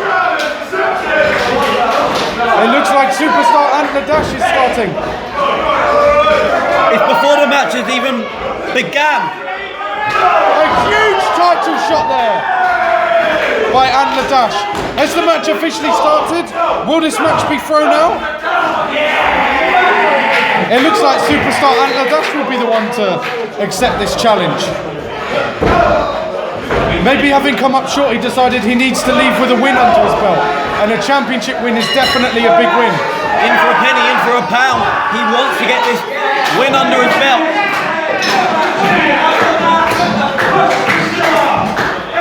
The match has begun. This is official. Open Challenge Championship. Priscilla, Queen of the Ring, will be defending against Superstar Ant Ladash. Missing the split-legged moonsault. Beautiful athleticism. You can't help but feel this is an opening for Priscilla now.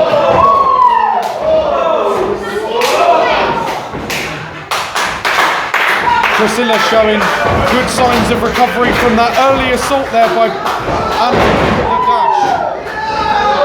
Beautiful back elbow by Priscilla. Priscilla is hitting like a woman. A very strong woman. Very strong woman. Strong and independent. Going for the same move that beat Ant Ladash last time, I believe these two faced off. Beautiful cutter there from Priscilla, and Disciple is on the apron. What is he even still doing out there? Why has the referee not sent him away? He's becoming an unfair part of this. And Ladash.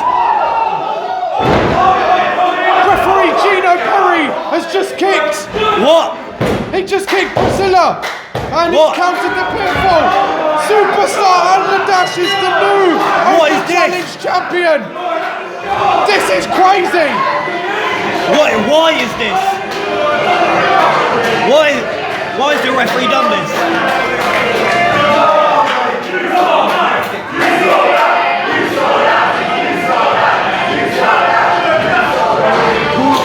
I believe there's a new member of the entourage. Could this be the entourage we've heard about? What the hell is The this? Entitled. Who are the Entitled? So many questions without answers here.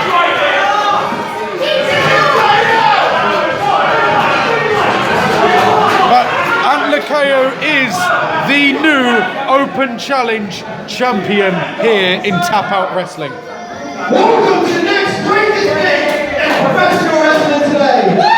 Welcome to the era of the Entitled. Well, now we know, ladies and gentlemen, the Entitled said they were going to make a big impact here, and it appears they have recruited lead referee Gino Perry along with Disciple and now Open Challenge champion superstar Ant Ladash. Well, it's a way to make a name for yourself, but in what a horrific way.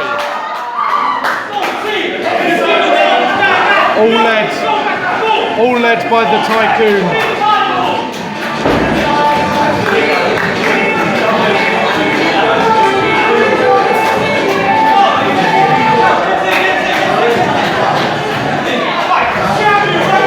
And they're posing like a bunch of posers.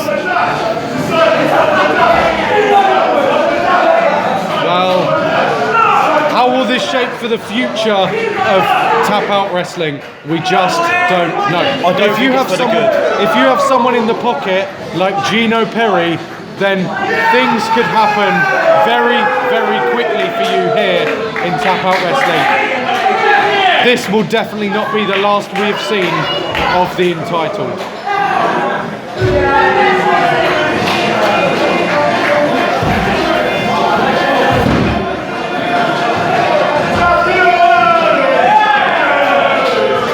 The Tycoon can be a real piece of work sometimes.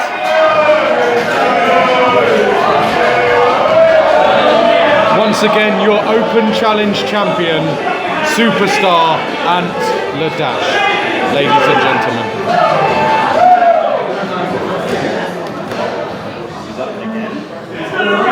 Apparently the other one filmed, but I don't know what's going on.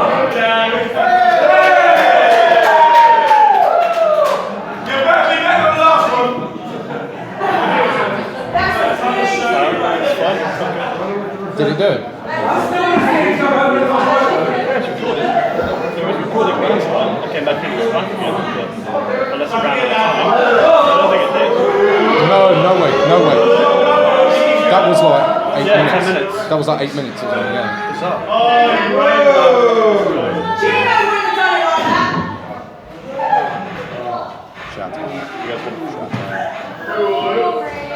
I guess some arrogant refs just can't stay out of the spotlight. Anyway, be that as it may, as official, Ant Ladash is now the Open and the Challenge champion. Now, we've got a bit of a situation. We've got a main event to do, but we kind of got no ref.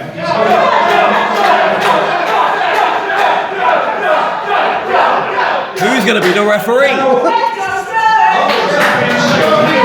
Will it be one of you watching this in attendance that may have bought the DVD and heard my voice right now? Yeah, anyone backstage trying to get Who will be the referee for this main event match?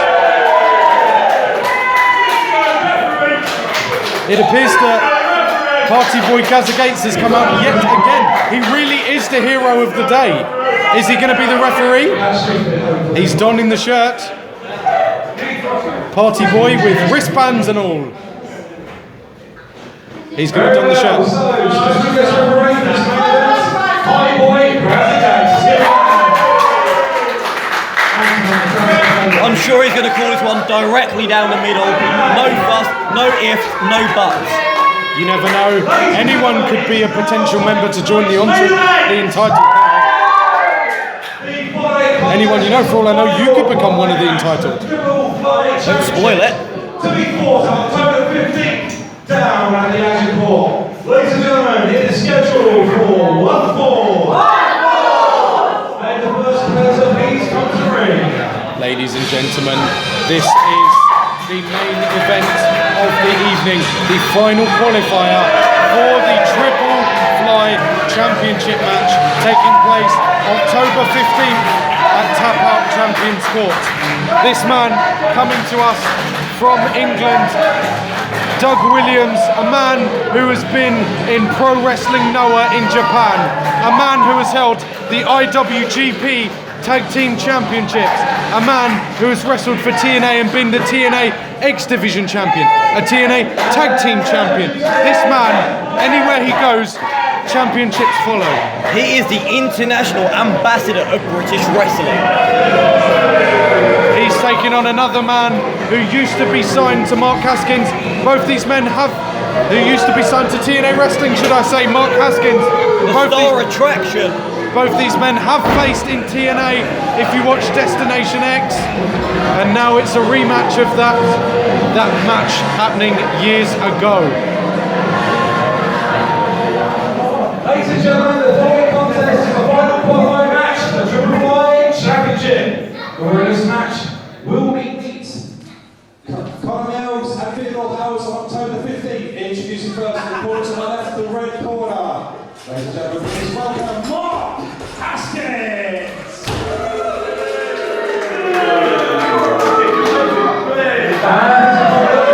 Mark Haskins getting in the face of Douglas Williams.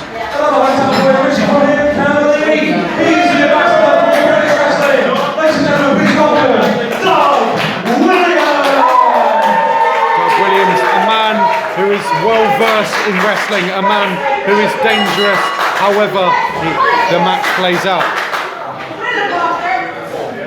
Doug Williams has been wrestling since 1993. Wow. When I was a year old again. Such a long time.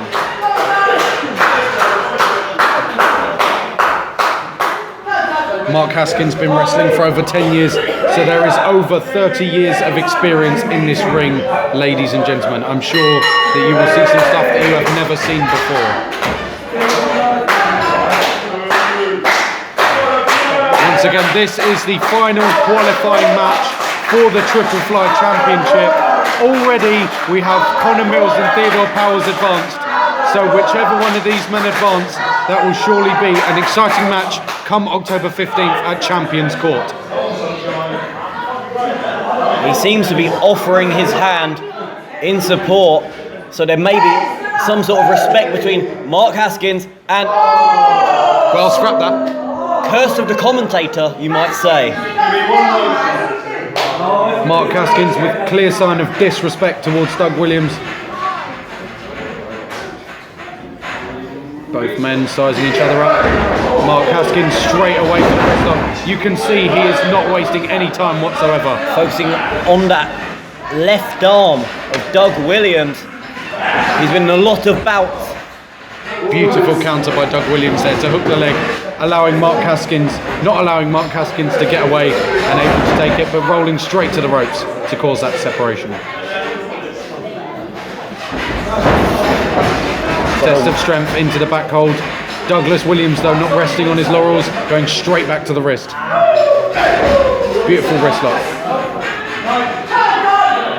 And he's just pulling that arm to the canvas to show his strength. Beautiful, fluent technical wrestling between the two here. Mark Haskins sliding through, drop toe hold into a rear chin lock. Doug Williams able to turn it into the pin, but referee. You may add that the referee, Gazagate, is not especially trained in this field, so he may make a couple of mistakes during this matchup.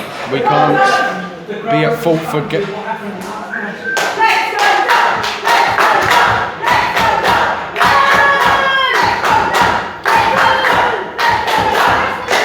Doug Williams, obviously the more physical of competitors, really taking advantage of his strength by wrenching in that headlock.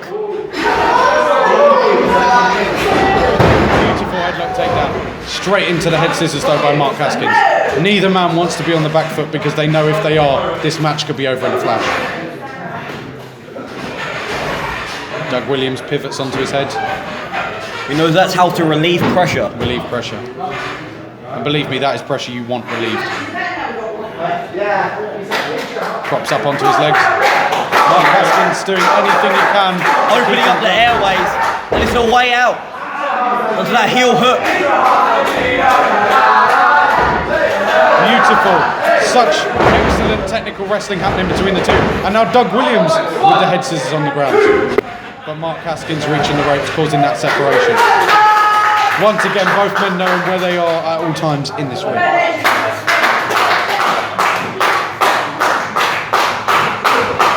Crowd firmly behind Doug Williams here. Mark Haskins not seeing much care, goes straight for the gut. Straight on top. And they're striking him down there in the corner. Ooh, thudding chop there. Boot up by Doug Williams onto the second rope. Thought he might have been going for that flying European. With a turning, twisting crossbody off the second rope. Runs straight into a shoulder tackle, does Mark Haskins. He does, goes, drops down, jumps over, and a running, jumping European uppercut by Doug Williams there. It was completely back and forth there from Doug Williams, going across the ring whenever he could. European uppercut in the corner by Doug Williams.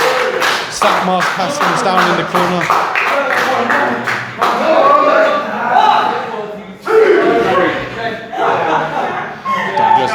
Doug Williams playing the mind games. Oh, almost a very low shot there from Mark Haskins.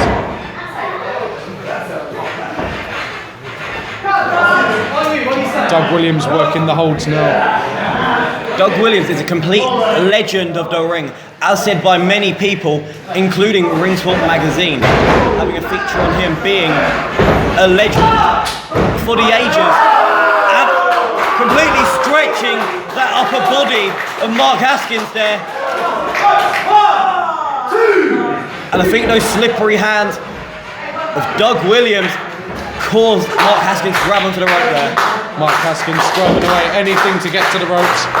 He's been saved more than once in this match by the ropes. Doug Williams open with a slap. Forearm to the face. A lot of heavy breathing here. It just shows how out of breath and tired both these men are. A lot has happened in these first 5 minutes. Such as moves like that, which really take the wind out of you. Beautiful atomic drop. Douglas Williams off the rope. And a beautiful running European uppercut. Sends Mark Haskins out the ring with that force.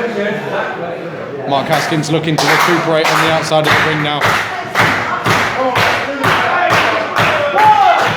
Doug Williams looking for a counter. It doesn't matter how you win as long as you win.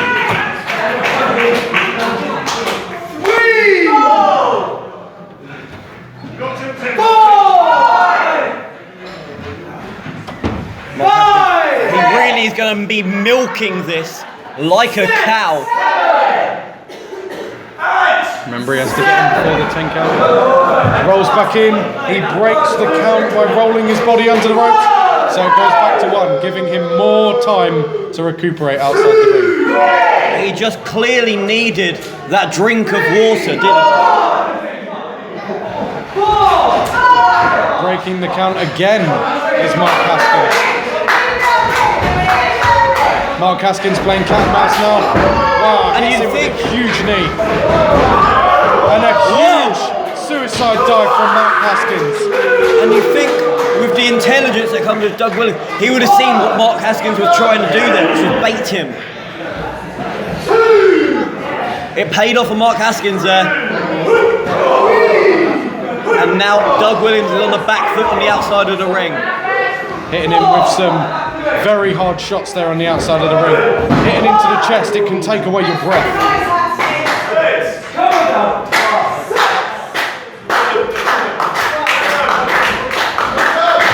Breaking the count.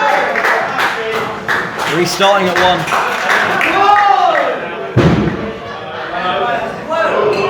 Both men brawling on the outside of the ring now. Huge shot by Mark Haskins. Dragging Doug Williams by the back of the head.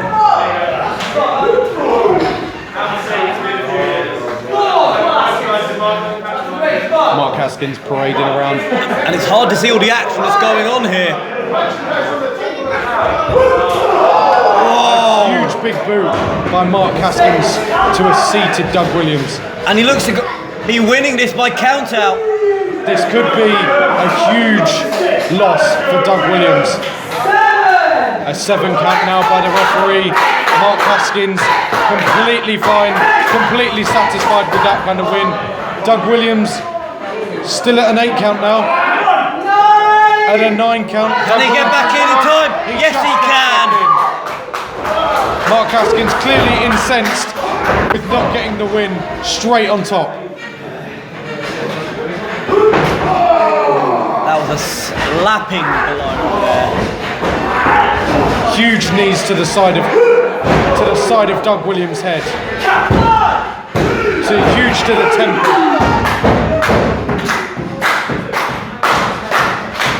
Mark Haskins still remaining composed, still sticking to his game plan. You can see he's getting rattled, but he's got to keep the game plan in check. He can't let himself get frustrated. A DQ will take him out of that triple threat potential qualifying spot.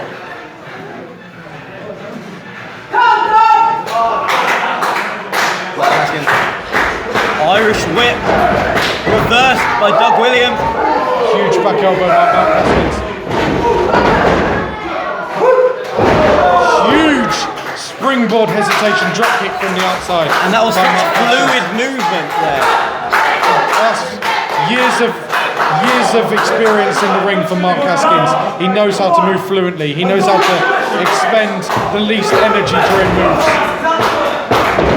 What you're seeing is a man who is composed, a man with a game plan, a man who knows what he's doing in that ring. Huge desperation clothesline by Doug And it Williams. seems like both men are down for the count. Mark Haskins, even though you don't like his methods, he is to be respected. You have to respect him when you're in there with him. He can end a match sooner than you know. Both men to their knees. Broken up here. Both men to their knees. Now both up to their feet. Doug Williams into the bottom rope, catching his larynx across. And he used the tights to his advantage there. Dastardly move. Just as I said about respecting Mark Haskins, he goes and pulls something like that. Testing that 5 count. Crowd still firmly behind Doug Williams. Huge chop. Oh, you saw the sweat fly off his chest there. Huge chop from Mark Haskins, and a huge one in return, and a second from Doug Williams. These men are exchanging it. They are leaving it all out in the ring for that 3rd spot in the Triple Threat He seems to Championship. have really injured his hand there. I think he must have put way too much power into them. Maybe. Both men vying over that third Triple Threat Fly Championship spot taking place. Trying for the... I thought he was going for a chicken wing. A variation of the chicken wing. Well, he has got that right arm locked by the leg. So this is a variation. Sinking that rear naked choke in deep. A rear naked choke. And he's not quitting. He's not going to do what the namesake of this event is. Tap out. Doug Williams cares too much for the fans to let them go home unhappy. He's going to leave everything out in that ring. He has come for the fans. He's going to leave for the fans. Mark Haskins, you can see. Strong kicks. Come on, Mr. Best! You're the best now, are you? Doug Williams, those shots seem to have ignited a fire under Doug Williams. Those there. were fighting words. Huge high knee. Mark Haskins, he's caught him. And a huge T-bone suplex there by Doug Williams. And the crowd just went wild for that one. Doug Williams going up top. He hit What the can he anarchy go with? knee. He's going to go for the bomb scare, but he misses. Mark Haskins sending Doug Williams over. Court receives a forearm for his troubles. Huge top rope European uppercut there. And a huge fisherman suplex. Oh, 2 and 9/10 there from Doug Williams. You can't help but think one more big move is going to win this match for Doug Williams. Remember, a spot in the Triple Threat, a Triple Fly Championship is open.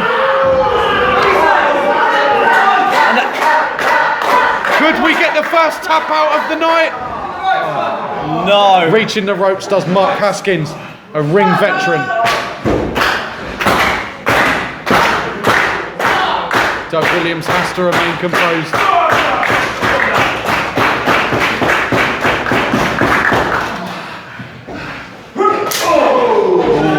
That must have popped the shoulder there. These hits are sounding fierce. Huge one in return from Doug Williams. Goes for the discus clothesline.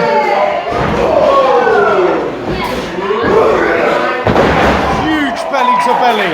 And with these throws, it shows his background as someone who started in judo.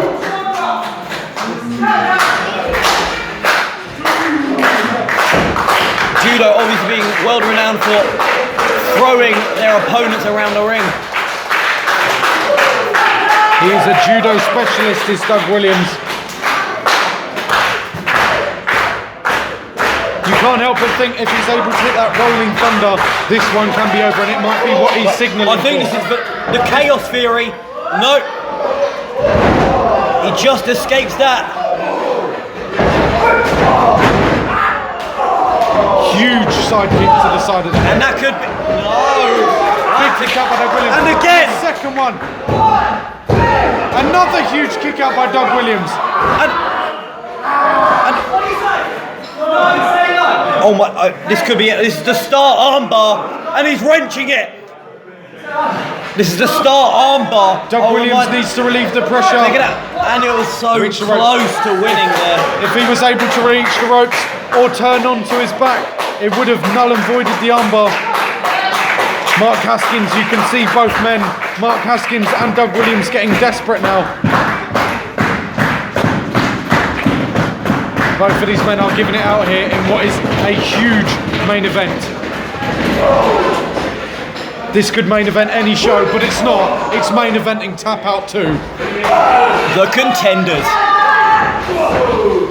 Turns it into a backslide, roll through. Huge super kick there.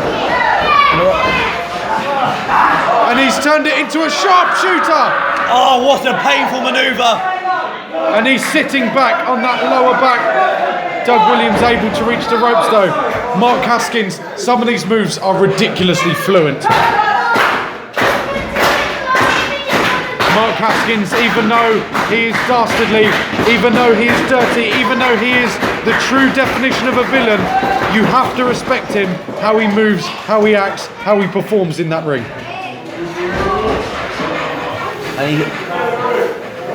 What's he getting going back for? destroyed. It looks like he's... What's he trying for here?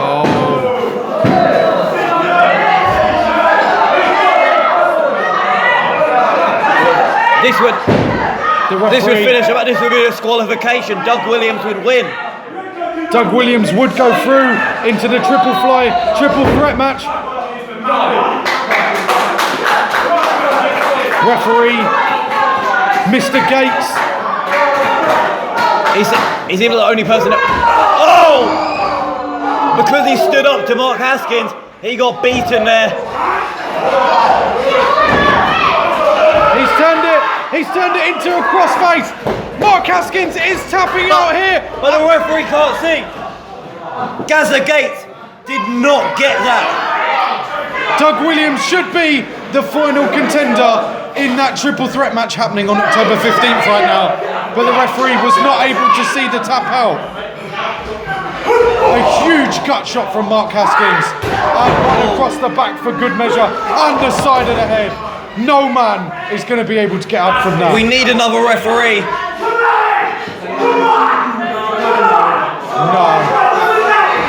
No way. What is he going back? Doug Williams has kicked out. When I said no man can kick out, that is because Doug Williams is a machine, ladies and gentlemen.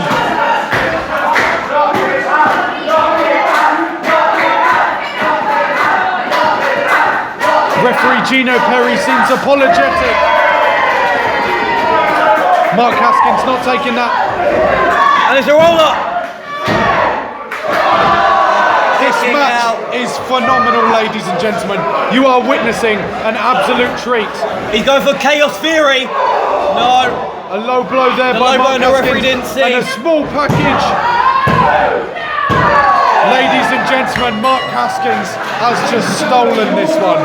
He has just stolen it with a low blow and a small package. But sadly, the referee did not see that Doug Williams had Mark Haskins tapping the floor earlier. That is a shame. That is a shame.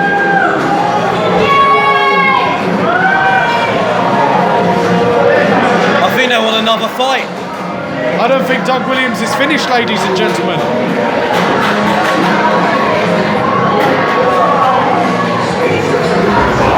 Another low blow there. You never trust Mark Haskins. He's got that lead pipe again, ladies and gentlemen, and that thing can break bones. Trust me. Seems to be setting up for the final shot now. Gazagate does not want to get involved into this. He doesn't want to get... Connor Mills. Connor Mills, ladies and gentlemen. They'll be facing... These two will be facing, along with Theodore Powers, on October 15th at Champions Court.